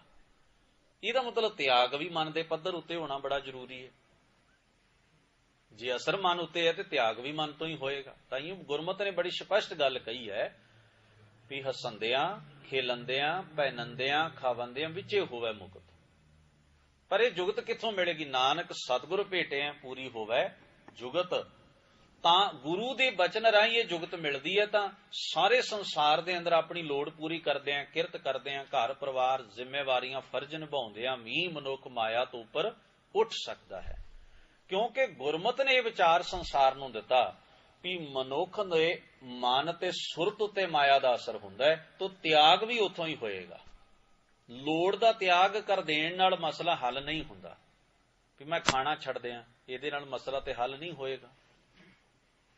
ਕਿਉਂਕਿ ਬਾਣੀ ਨੇ ਆਖਿਆ, ਭੁੱਖਿਆਂ ਭੁੱਖ ਨਾ ਉਤਰੀ, ਜੇ ਬੰਨਾ ਪੁਰੀਆਂ ਤ੍ਰਿਸ਼ਨਾ ਤਾਂ ਵੀ ਨਹੀਂ ਮੁੱਕੇਗੀ ਜੇ ਮੈਂ ਸਾਰੇ ਪਦਾਰਥ ਵੀ ਬੰਨ ਲਵਾਂ। ਜੇ ਚੁੱਪ ਹੋ ਜਾਵਾਂ, ਸ਼ਾਂਤ ਹੋ ਜਾਵਾਂ, ਧਿਆਨ ਟਿਕਾਉਣ ਦੀ, ਮਗਨ ਹੋਣ ਦੀ ਕੋਸ਼ਿਸ਼, ਤਾਂ ਵੀ ਗੱਲ ਨਹੀਂ ਬਣਦੀ, ਕਿਉਂਕਿ ਅੰਦਰ ਦਾ ਸ਼ੋਰ ਬੁਰਾ ਹੈ। ਚੁੱਪੈ ਚੁੱਪ ਨਾ ਹੋਵੇ ਜੇ ਲਾਏ ਰਹਾ ਲਿਵਤਾਰ। ਇਹਨੂੰ ਮਹਾਰਾਜ ਬਾਣੀ ਦੇ ਵਿੱਚ ਆਖਦੇ ਹਨ ਵੀ ਪਰ ਹਰ ਲੋਭ ਅਰ ਲੋਕਾਚਾਰ, ਪਰ ਹਰ ਕਾਮ ਕ੍ਰੋਧ ਅਹੰਕਾਰ, ਕਰਮ ਕਰਤ ਬੱਧੇ ਅਹਮੇਵ, ਮਿਲ ਪਾਥਰ ਕੀ ਕਰਹੀ ਸੇਵ। ਆ ਕੁਝ ਤਿਆਗਣਾ ਪਏਗਾ। ਹੁਣ ਇਹ ਸਾਰੇ ਹੀ ਵਕਾਰ ਮੰਨਦੇ ਨੇ, ਇਹ ਸਾਰੇ ਹੀ ਤਿਆਗ ਅੰਦਰੋਂ ਕਰਨੇ ਪੈਣਗੇ। ਇਹ ਬੜੀ ਜ਼ਰੂਰੀ ਗੱਲ ਹੈ। ਇਸ ਵਾਸਤੇ ਗੁਰੂ ਪਾਤਸ਼ਾਹ ਉਹਨਾਂ ਵਿਅਕਤੀਆਂ ਨੂੰ ਇਹ ਗੱਲ ਸਮਝਾਉਂਦੇ ਨੇ ਜਿਹੜੇ ਕੇਵਲ ਬਾਹਰ ਦੇ ਤਿਆਗ ਤੱਕ ਹੀ ਜ਼ੋਰ ਦੇ ਰਹੇ ਨੇ। ਮਹਾਰਾਜ ਉਹਨਾਂ ਨੂੰ ਕਹਿੰਦੇ ਨੇ ਵੀ ਠੀਕ ਹੈ, ਕੁਝ ਗੱਲਾਂ ਨੇ ਜਿਹੜੀਆਂ ਅਸੀਂ ਬਾਹਰੀ ਤੌਰ ਉੱਤੇ ਉਹਨਾਂ ਤੋਂ ਖਹਿੜਾ ਛੁਡਾਉਣਾ ਹੈ, ਪਰ ਜੇ ਉਹਨਾਂ ਦਾ ਅੰਦਰੋਂ ਖਹਿੜਾ ਨਾ ਛੁੱਟਿਆ ਤੇ ਫਿਰ ਤੁਸੀਂ ਤਿਆਗੀ ਨਹੀਂ ਹੋ ਸਕਦੇ। ਬਚਨ ਹੈ ਬਾਣੀ ਅੰਦਰ, ਕਬੀਰ ਸਿੱਖ ਸ਼ਾਖਾ ਬਹੁਤੇ ਕੀਏ, ਕੇਸੋ ਕੀਓ ਨਾ ਮੀਤ, ਚਾਲੇ ਥੇ ਹਰ ਮਿਲਨ ਕਹੋ, ਬੀਚੇ ਅਟਕਿਓ ਚੀਤ। ਚੱਲੇ ਸਨ ਵੀ ਕਿਧਰ ਚੱਲੇ ਹੋ ਰੱਬ ਨੂੰ ਮਿਲਣ। ਇੰਨਾ ਤਿਆਗ, ਇੰਨੀ ਕੁਰਬਾਨੀ, ਸਭ ਕੁਝ ਛੱਡਿਆ। ਮਹਾਰਾਜ ਨੇ ਆਖਿਆ ਵੇਖੋ ਆ ਖਲੋਤੇ ਨੇ, ਕਿਤੇ ਨਹੀਂ ਪਹੁੰਚੇ। ਲੋਕ ਸਮਝਦੇ ਨੇ ਲਓ ਜੀ ਛੱਡ ਦੇ। ਅਸੀਂ ਕੀ ਸੋਚਦੇ ਹਾਂ ਵੀ ਇਹਨੇ ਵਿਆਹ ਨਹੀਂ ਕਰਾਇਆ, ਇਹਨੇ ਘਰ ਛੱਡਿਆ, ਇਹ ਤਾਂ 40 ਸਾਲ ਹੋ ਗਏ ਮਾਂ ਬਾਪ ਨੂੰ ਨਹੀਂ ਮਿਲਿਆ, ਇਹਨੂੰ ਤਾਂ 40 ਸਾਲ ਹੋ ਗਏ ਕੋਈ ਰੰਗਦਾਰ ਕੱਪੜਾ ਨਹੀਂ ਪਾਇਆ, ਇਹਨੂੰ ਤਾਂ 30 ਸਾਲ ਹੋ ਗਏ ਇਹਨੇ ਆਮ ਦੂਜੇ ਸਧਾਰਨ ਬੰਦਿਆਂ ਵਾਂਗ ਕੋਈ ਕਿਰਤ ਨਹੀਂ ਕੀਤੀ, ਇਹ ਤਾਂ ਬੜਾ ਮਹਾਨ ਹੈ। ਬਸ ਇਹਨਾਂ ਗੱਲਾਂ ਕਰਕੇ ਉਹ ਮਹਾਨ ਹੋ ਗਿਆ। ਬਾਕੀ ਵੇਖੋ ਨਾ ਕਿੱਡਾ ਸਾਮਰਾਜ ਬਣਾਇਆ। ਘਰੇ 4 ਜੀ ਛੱਡ ਕੇ ਬਾਹਰ ਹਜ਼ਾਰਾਂ ਤੇ ਲੱਖਾਂ ਚੇਲੇ ਪੈਦਾ ਕਰ ਲਏ ਨੇ। ਇਹ ਕੌਣ ਵੇਖੇਗਾ? ਇਧਰੋਂ ਅੱਖਾਂ ਕਿਉਂ ਬੰਦ ਕਰਦੇ ਆਂ ਅਸੀਂ? ਇਧਰ ਕੇਵਲ ਰੰਗਦਾਰ ਕੱਪੜੇ ਛੱਡੇ ਨੇ, ਮਹਿੰਗੇ ਚਿੱਟੇ ਕੱਪੜੇ ਜਿਹੜੇ ਪਾਏ ਨੇ ਉਹ ਕਿਧਰ ਜਾਣਗੇ? ਮਹਿੰਗੇ ਜਿਹੜੇ ਰੇਸ਼ਮੀ ਵਸਤਰ ਪਹਿਨੇ ਨੇ, ਸਾਦੇ ਨੇ ਨਜ਼ਰ ਆਉਂਦੇ ਭਾਵੇਂ, ਉਹ ਕਿਧਰ ਜਾਣਗੇ? ਇਧਰ ਦੀ ਕਿਰਤ ਛੱਡੀ, ਇਧਰ ਕਿੱਡਾ ਵੱਡਾ ਜੰਜਾਲ ਬਿਜ਼ਨਸ ਧਰਮ ਦੇ ਰੱਬ ਦੇ ਨਾਂ ਦੇ ਉੱਤੇ ਖੜਾ ਕਰ ਲਿਆ। ਇਹ ਕਿਉਂ ਭੁੱਲਦੇ ਹਾਂ ਅਸੀਂ? ਛੱਡਿਆ ਕੀ ਹੈ ਭਾਈ ਇਹਨੇ? ਇਹ ਤਾਂ ਥੋੜਾ ਛੱਡ ਕੇ ਬਹੁਤਾ ਪਾ ਲਿਆ। ਇਹ ਤਾਂ ਸਿਆਣਾ ਨਿਕਲਿਆ, ਇਹ ਤਾਂ ਸਿਆਣਾ ਨਿਕਲਿਆ। ਤੁਸੀਂ ਸਾਰੀ ਜ਼ਿੰਦਗੀ ਹੱਡ ਭੰਨਦੇ ਹੋ ਤੇ ਇੱਕ ਘਰ ਬਣਾਉਂਦੇ ਹੋ। ਅਗਲੇ ਨੇ 10-15 ਡੇਰੇ ਖੜੇ ਕਰ ਲਏ। ਸਫਲ ਬਿਜ਼ਨਸਮੈਨ ਕੌਣ ਹੋਇਆ ਤੁਸੀਂ ਸੋਚੋ। ਵੱਧ ਕਮਾਈ ਕਿਹਨ ਕੀਤੀ ਤੁਸੀਂ ਸੋਚੋ। एक धन गुरु ग्रंथ साहब महाराज ने ताई कबीर सिख शाखा बहुते किए, अपने चीले बाल के बहुत बना ले, शाखावां बना लई, अगे तो अगे पसारा पसार लिया, केसो कीओ ना मीत। जिन्हों मित्र बनाउण लई घरों निकलिया सी, वो फिर भी मित्र ना बना सकिया, उन्हों चल इत्थे हर मिलन कहो। महाराज कहंदे वेखो चले सी रब नूं मिलण, बीचे अटकिओ, आ चित ते विचे अटकिया खड़ा है, किते नहीं पहुंचिया है। जेन पहुंचना हुंदा ते घर दी किरतकार करदे ही पहुंच जांदा। जोग ना भगमी कपड़ी, जोग ना मैले वेस, नानक घर बैठिया जोग पाईऐ, सतगुर कै उपदेश। जिन पाउणा हुंदा घर किरतकार करदे ही पा लैंदा। जिवें भगत रविदास जी ने पाए, भगत कबीर साहब ने पाए, किरत करदे ही पाया ना जी। मत्था ते उन्हां दी बाणी नूं टेकदे हो जिहड़े किरती ने, कि नहीं पाया। ਇਹ ਵਿਚਾਰ ਹੁਣ ਵੇਖੋ ਸਾਡੇ ਸਾਹਮਣੇ ਉਦਾਹਰਨਾਂ ਨੇ ਧੰਨ ਗੁਰੂ ਗ੍ਰੰਥ ਸਾਹਿਬ ਮਹਾਰਾਜ ਦੀ ਬਾਣੀ ਦੇ। ਆਪਾਂ ਕੋਈ ਆਸੇ-ਪਾਸੇ ਦੀ ਉਦਾਹਰਣ ਨਹੀਂ ਲੈ ਰਹੇ, ਗੁਰੂ ਗ੍ਰੰਥ ਸਾਹਿਬ ਮਹਾਰਾਜ ਦੀ ਬਾਣੀ ਵਿੱਚ ਹੀ ਇਹ ਉਦਾਹਰਣ ਮੌਜੂਦ ਹੈ, ਔਰ ਉਹਨਾਂ ਦੀ ਬਾਣੀ ਵੀ ਮੌਜੂਦ ਹੈ। ਹੁਣ ਧੰਨ ਸਤਿਗੁਰੂ ਗੁਰੂ ਅਰਜਨ ਸਾਹਿਬ ਮਹਾਰਾਜ ਕਹਿੰਦੇ ਨੇ, ਇੱਕ ਤਰੀਕਾ ਨਹੀਂ, ਮਾਇਆ ਕਈ ਵਿਧੀਆਂ ਨਾਲ, ਬਹੁ ਵਿਧੀਆਂ ਨਾਲ ਮਾਇਆ ਦੇ ਵਿੱਚ ਪੈ ਕੇ ਮਨ ਭਟਕਦਾ ਹੈ। ਤੁਸੀਂ ਇਹ ਨਹੀਂ ਕਹਿ ਸਕਦੇ ਆ ਇੱਕ ਚੀਜ਼ ਆ ਮੈਨੂੰ ਛੱਡਦੇ ਆ फिर भला। महाराज कहते तो अपने अपने जीवन अंदर गुरु जदों उपदेश दिंदा है, बंदा फिर नीज ला के झात मार के वेंदा है भी मेरे जीवन की रुकावट हो सकता है, जो मेरी रुकावट है तुहाडी ना होवे, जिहड़ी तुहाडी है वो तीसरे दी ना होवे। हर बंदे दी अपनी अपनी रुकावट है, किसे च कोई रुकावट हो सकती है, किसे च कोई हो सकती। कोई जरूरी थोड़े सारे इक्के बीमारी तो पीड़ित होण। किसी च लोभ बहुता हो सकता है, किसी च हौमै बहुती हो सकती है, किसी च ईर्खा बहुती हो सकती है, किसी च भरम बहुता। हर एक मनुख की अपनी अपनी रुकावट है। ताइयों महाराज ने आख्या ये तो गुरु दे राही पछाण आउंदी है फिर भी ये माया जित हर विसरै, मोह उपजै भाऊ दूजा लाया। वो चीज माया जिहड़ी मैनू सच तो दूर करदी है ते रुकावट बन जाती है मेरे दरम्यान। ये हुण गुरु के शब्द राही असीं अपने जीवन नूं जदों निरखां परखांगे, जन नानक बिन आपा चीनै मिटै ना भरम की काई। जदों अपने मन नूं निरखांगे ना फिर पता लगेगा भी मेरे अंदर की रुकावट है, मेरे अंदर की प्रॉब्लम है। तो गुरु पातशाह जी आखदे ने, मांगन ते जे तुम रखो, मन लपटिओ ते संग मन इहदे नाल लपटिया होया, जुड़िया होया पूरी तरह। ते कहंदे ने मांगन ते जे तुम रखो सो नानक नामै रंग।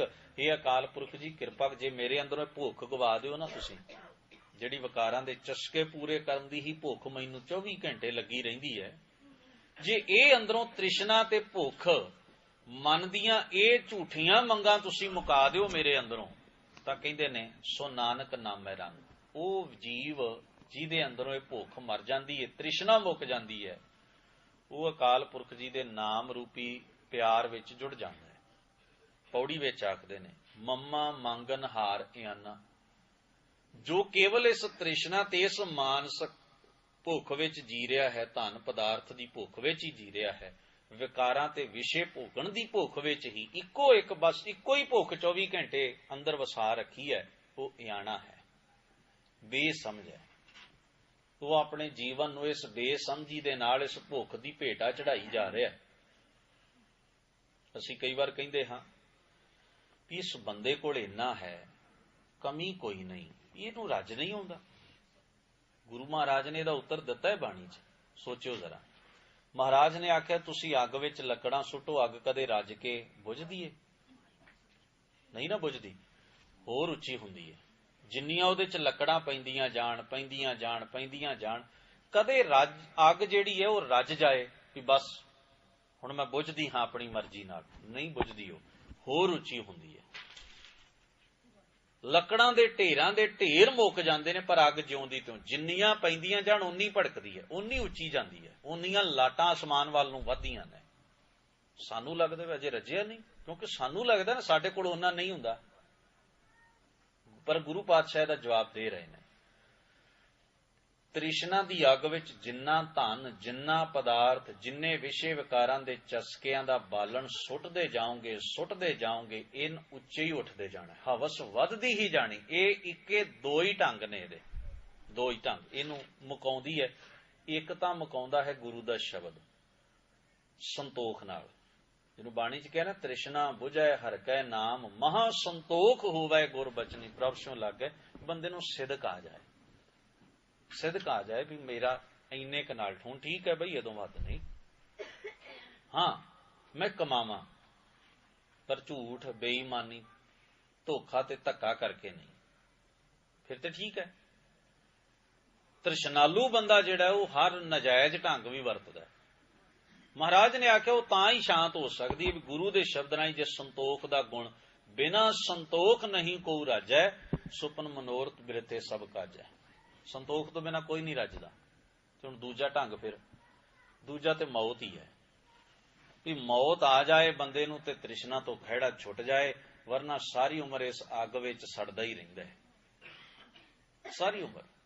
ਮੈਂ ਅੱਗੇ ਵੀ ਬੇਨਤੀ ਕੀਤੀ ਸੀ ਵੀ ਐਸੇ ਰੱਜੇ ਪੁੱਜੇ ਬੰਦੇ ਨੂੰ ਕਈ ਵਾਰ ਅਸੀਂ ਸੋਚਦੇ ਰੱਜਿਆ ਪੁੱਜਿਆ ਨਹੀਂ। ਗੁਰੂ ਨੇ ਆਖਿਆ ਸਭ ਤੋਂ ਵੱਧ ਭੁੱਖਾ ਹੈ ਸੰਸਾਰ ਦਾ, ਤੁਸੀਂ ਕੀ ਜਾਣੋ ਇਹਦੀ ਭੁੱਖ ਕਿਵੇਂ ਬੁਝੇਗੀ। ਇੱਕ ਮਜ਼ਦੂਰ ਆਪਣੇ ਘਰ ਵਿੱਚ ਮਜ਼ਦੂਰੀ ਕਰਕੇ ਜਦੋਂ ਪ੍ਰਸ਼ਾਦੇ ਦਾ ਕੋਈ ਨਾ ਕੋਈ ਆਹਰ ਕਰਕੇ ਆਉਂਦਿਆਂ ਹੋਇਆਂ ਖਾਣ ਲਈ ਕੁਝ ਲੈ ਆਉਂਦਾ, ਤੁਸੀਂ ਵੇਖੋ ਉਹ ਸਬਰ, ਉਹ ਖੁਸ਼ੀ ਜਿਹੜੀ ਸਾਰੇ ਪਰਿਵਾਰ ਦੇ ਅੰਦਰ ਝਲਕਦੀ ਹੈ ਚਿਹਰੇ ਤੇ ਉਹ ਜਿਹੜਾ ਉਹਨਾਂ ਦੇ ਅੰਦਰ ਆਪਸ ਵਿੱਚ ਇਤਫਾਕ, ਉਹਦੀ ਕੋਈ ਕੀਮਤ ਨਹੀਂ ਸੰਸਾਰ 'ਚ। ਤ੍ਰਿਸ਼ਨਾਲੂਆਂ ਦੇ ਘਰਾਂ 'ਚ 36 ਪ੍ਰਕਾਰ ਦੇ ਪਕਵਾਨ ਬਣਦੇ ਨੇ ਤੇ ਲੰਘਾਉਣੇ ਔਖੇ ਨੇ। ਡਾਕਟਰ ਸਰਾਣੇ ਖੜਾ ਜੀ, ਦਵਾਈ ਖਾ ਲਓ ਮਰ ਜਾਓਗੇ। ਸੋਹਣੀ ਸੇਜ ਹੈ ਘਰ ਦੇ ਵਿੱਚ, ਡਾਕਟਰ ਫਿਰ ਸਰਾਣੇ ਖੜਾ ਜੀ, ਗੋਲੀ ਲੈ ਲਓ ਨੀਂਦ ਚੰਗੀ ਆ ਜਾਏਗੀ। ਹੁਣ ਇਹਨੂੰ ਜੇ ਤੁਸੀਂ ਸੁੱਖ ਆਖੋ ਤੇ ਗੱਲ ਵੱਖਰੀ ਹੈ ਕਿ ਖਾਣ ਵੇਲੇ ਵੀ ਡਾਕਟਰ ਪਹਿਲਾਂ ਲੱਪ ਗੋਲੀਆਂ ਦੀ ਦਿੰਦਾ, ਸੌਣ ਵੇਲੇ ਵੀ ਲੱਪ ਗੋਲੀਆਂ ਦੀ ਅੰਦਰ ਸੁਟਾਉਂਦਾ ਵੀ ਖਾਓ ਫਿਰ ਨੀਂਦ ਆਉਣੀ ਹੈ। ਬੋਲਣਾ ਤਾਂ ਗੋਲੀ ਚਾਹੀਦੀ ਹੈ, ਬੈਠਣਾ ਤਾਂ ਦਵਾਈ ਚਾਹੀਦੀ ਹੈ। ਜਾਨੀ ਕਿ ਹੁਣ ਐਸੇ ਬੰਦੇ ਦੇ ਸਾਹਮਣੇ 36 ਪ੍ਰਕਾਰ ਦੇ ਪਕਵਾਨ ਤੇ ਹਨ, ਪਰ ਕੀ ਕਰੇ ਹੁਣ ਉਹਨਾਂ ਨੂੰ। ਸੋਹਣੀ ਸੇਜ ਤੇ ਹੈ, ਸਾਨੂੰ ਤੇ ਦੀਦਾ ਬੜਾ ਸੁੱਖ ਹੈ, ਪਰ ਉਹ ਕਾਹਦਾ ਸੁਖੀ ਉਹ ਬੰਦਾ, ਉਹਨੂੰ ਤੁਸੀਂ ਸੁੱਖ ਆਖੋਗੇ। ਐਸੇ ਸੁੱਖ ਨੂੰ ਸੁੱਖ ਨਹੀਂ ਆਖਿਆ ਜਾਂਦਾ। ਇਹ ਸੁੱਖ ਸਹੂਲਤਾਂ ਤਾਂ ਹਨ, ਪਰ ਬੰਦਾ ਸੁਖੀ ਨਹੀਂ ਹੈ। ਤੋ ਗੁਰੂ ਪਾਤਸ਼ਾਹ ਜੀ ਬਾਣੀ ਵਿੱਚ ਆਖਦੇ ਨੇ, ਦੇਨਹਾਰ ਦੇ ਰਹਿਓ ਸੁਜਾਨਾ। ਲਾਲਚੀ ਤੇ ਤ੍ਰਿਸ਼ਨਾਲੂ ਸਦਾ ਹੀ ਇਹ ਸੋਚਦਾ, ਹਾਏ ਮੇਰੇ ਕੋਲੋਂ ਸਭ ਕੁਝ ਨਾ ਚੱਲਿਆ। ਇਸੇ ਹੋੜ 'ਚ ਕਈ ਵਾਰ ਉਹ ਇੰਨਾ ਕੁ ਇਕੱਠਾ ਕਰ ਲੈਂਦਾ ਵੀ ਉਹਨੂੰ ਪਤਾ ਹੀ ਨਹੀਂ ਲੱਗਦਾ ਕਿੰਨਾ ਕੁ ਹੈ। ਮਹਾਰਾਜ ਕਹਿੰਦੇ ਕਿਉਂ ਕਰਦਾ ਇਸ ਤਰ੍ਹਾਂ, ਕਿਉਂਕਿ ਤ੍ਰਿਸ਼ਨਾਲੂ ਹੈ। ਤੇ ਇਹ ਭੁੱਲ ਜਾਂਦਾ ਹੈ ਕਿ ਉਹ ਦੇਣਹਾਰ ਦਾ ਤਾਰ ਸੁਜਾਨ ਤੇ ਸੁਗੜ ਹੈ, ਸਾਰਿਆਂ ਨੂੰ ਦਾਤਾਂ ਦਿੰਦਾ ਹੈ। ਜੋ ਦੀਨੋ ਸੋਏ ਕੇ ਬਾਰ, ਉਹਨੇ ਜੋ ਕੁਝ ਵੀ ਬਖਸ਼ਿਸ਼ਾਂ ਕੀਤੀਆਂ ਨਾ ਇੱਕ ਵਾਰ ਸਾਰੇ ਸੰਸਾਰ ਨੂੰ ਉਹਨੇ ਹਰ ਇੱਕ ਦਾਤ ਕੁਦਰਤੀ ਖਜ਼ਾਨਿਆਂ 'ਚ ਪਾਈ ਹੈ। ਮਨ ਮੂਰਖ ਕਰੇ ਪੁਕਾਰ, ਇਹ ਮੂਰਖ ਫਿਰ ਵੀ ਇੱਕੋ ਹੀ ਗੱਲਾਂ ਮੰਗਦਾ ਰਹਿਣਾ, ਇੱਕੋ ਹੀ ਚੀਜ਼ ਮੰਗੀ ਜਾਣਾ ਹੈ, ਤੇਰੇ ਕਹਿਣ ਨਾਲ ਕੀ ਹੋਏਗਾ। ਹਜ਼ੂਰ ਆਖਦੇ ਜੋ ਮੰਗੈ ਤੋ ਮੰਗੈ ਵੀ ਆ। ਜਦੋਂ ਵੀ ਮੰਗਦੇ ਹਾਂ ਅਸੀਂ ਤਾਂ ਕੇਵਲ ਇੱਕ ਰੱਬ ਦੇ ਨਾਮ ਤੋਂ ਬਿਨਾਂ ਬਾਕੀ ਸਾਰੇ ਧਨ ਪਦਾਰਥ ਹੀ ਮੰਗਦੇ ਹਾਂ। ਉਹਨੂੰ ਕਦੇ ਨਹੀਂ ਮੰਗਦੇ ਵੀ ਅਸਲ ਜ਼ਿੰਦਗੀ ਦਾ ਸੁੱਖ ਤੇ ਸਹਿਜ ਵੀ ਸਾਨੂੰ ਸੰਤੁਸ਼ਟੀ ਵੀ ਮਿਲ ਜਾਏ, ਉਹ ਨਹੀਂ ਮੰਗਦੇ। ਪਾਤਸ਼ਾਹ ਕਹਿੰਦੇ ਨੇ ਜਾ ਤੇ ਕੁਸ਼ਲ ਨਾ ਕਾਹੂ ਥੀਆ। ਇਸੇ ਕਰਕੇ ਸਾਡੇ ਜੀਵਨ 'ਚ ਖੁਸ਼ੀ ਨਹੀਂ ਆਉਂਦੀ, ਸਹਿਜ ਸੁੱਖ ਨਹੀਂ ਆਉਂਦਾ। ਮੰਗਨ ਮੰਗ ਤਾਂ ਇੱਕ ਹੈ ਮੰਗ।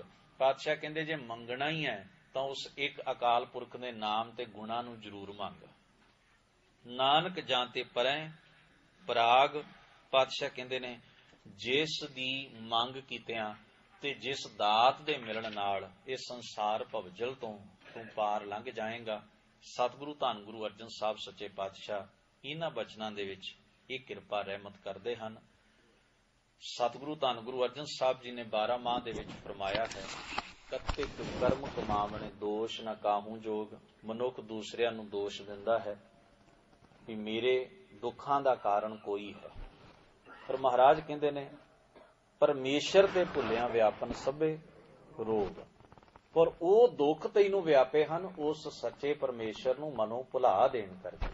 ਪਰ ਇਹ ਵੀ ਯਾਦ ਰੱਖੀ, ਜਿੰਨੇ ਮਾਇਆ ਦੇ ਭੋਗ ਤੂੰ ਆਲੇ ਦੁਆਲੇ ਇਕੱਠੇ ਕਰ ਲਏ ਨੇ ਨਾ, ਇਹੋ ਹੀ ਮਿੱਠੇ ਤੈਨੂੰ ਲੱਗ ਰਹੇ ਨੇ ਅੱਜ, ਪਰ ਇਹਨਾਂ ਦਾ ਰਿਐਕਸ਼ਨ ਜਿੰਨਾ ਵੀ ਹੋਵੇਗਾ ਕੌੜਾ ਹੋਏਗਾ। ਇਹ ਸਾਰੇ ਦੇ ਸਾਰੇ ਕੌੜੇ ਹੋਣਗੇ। ਕਤਕ ਕਰਮ ਕਮਾਵਣੇ ਦੋਸ਼ ਨਾ ਕਾਹੂ ਜੋਗ। ਪਰਮੇਸ਼ਰ ਤੇ ਭੁੱਲਿਆਂ ਵਿਆਪਨ ਖਿਨ ਮੈਂ ਕੌੜੇ ਹੋਏ ਗਏ।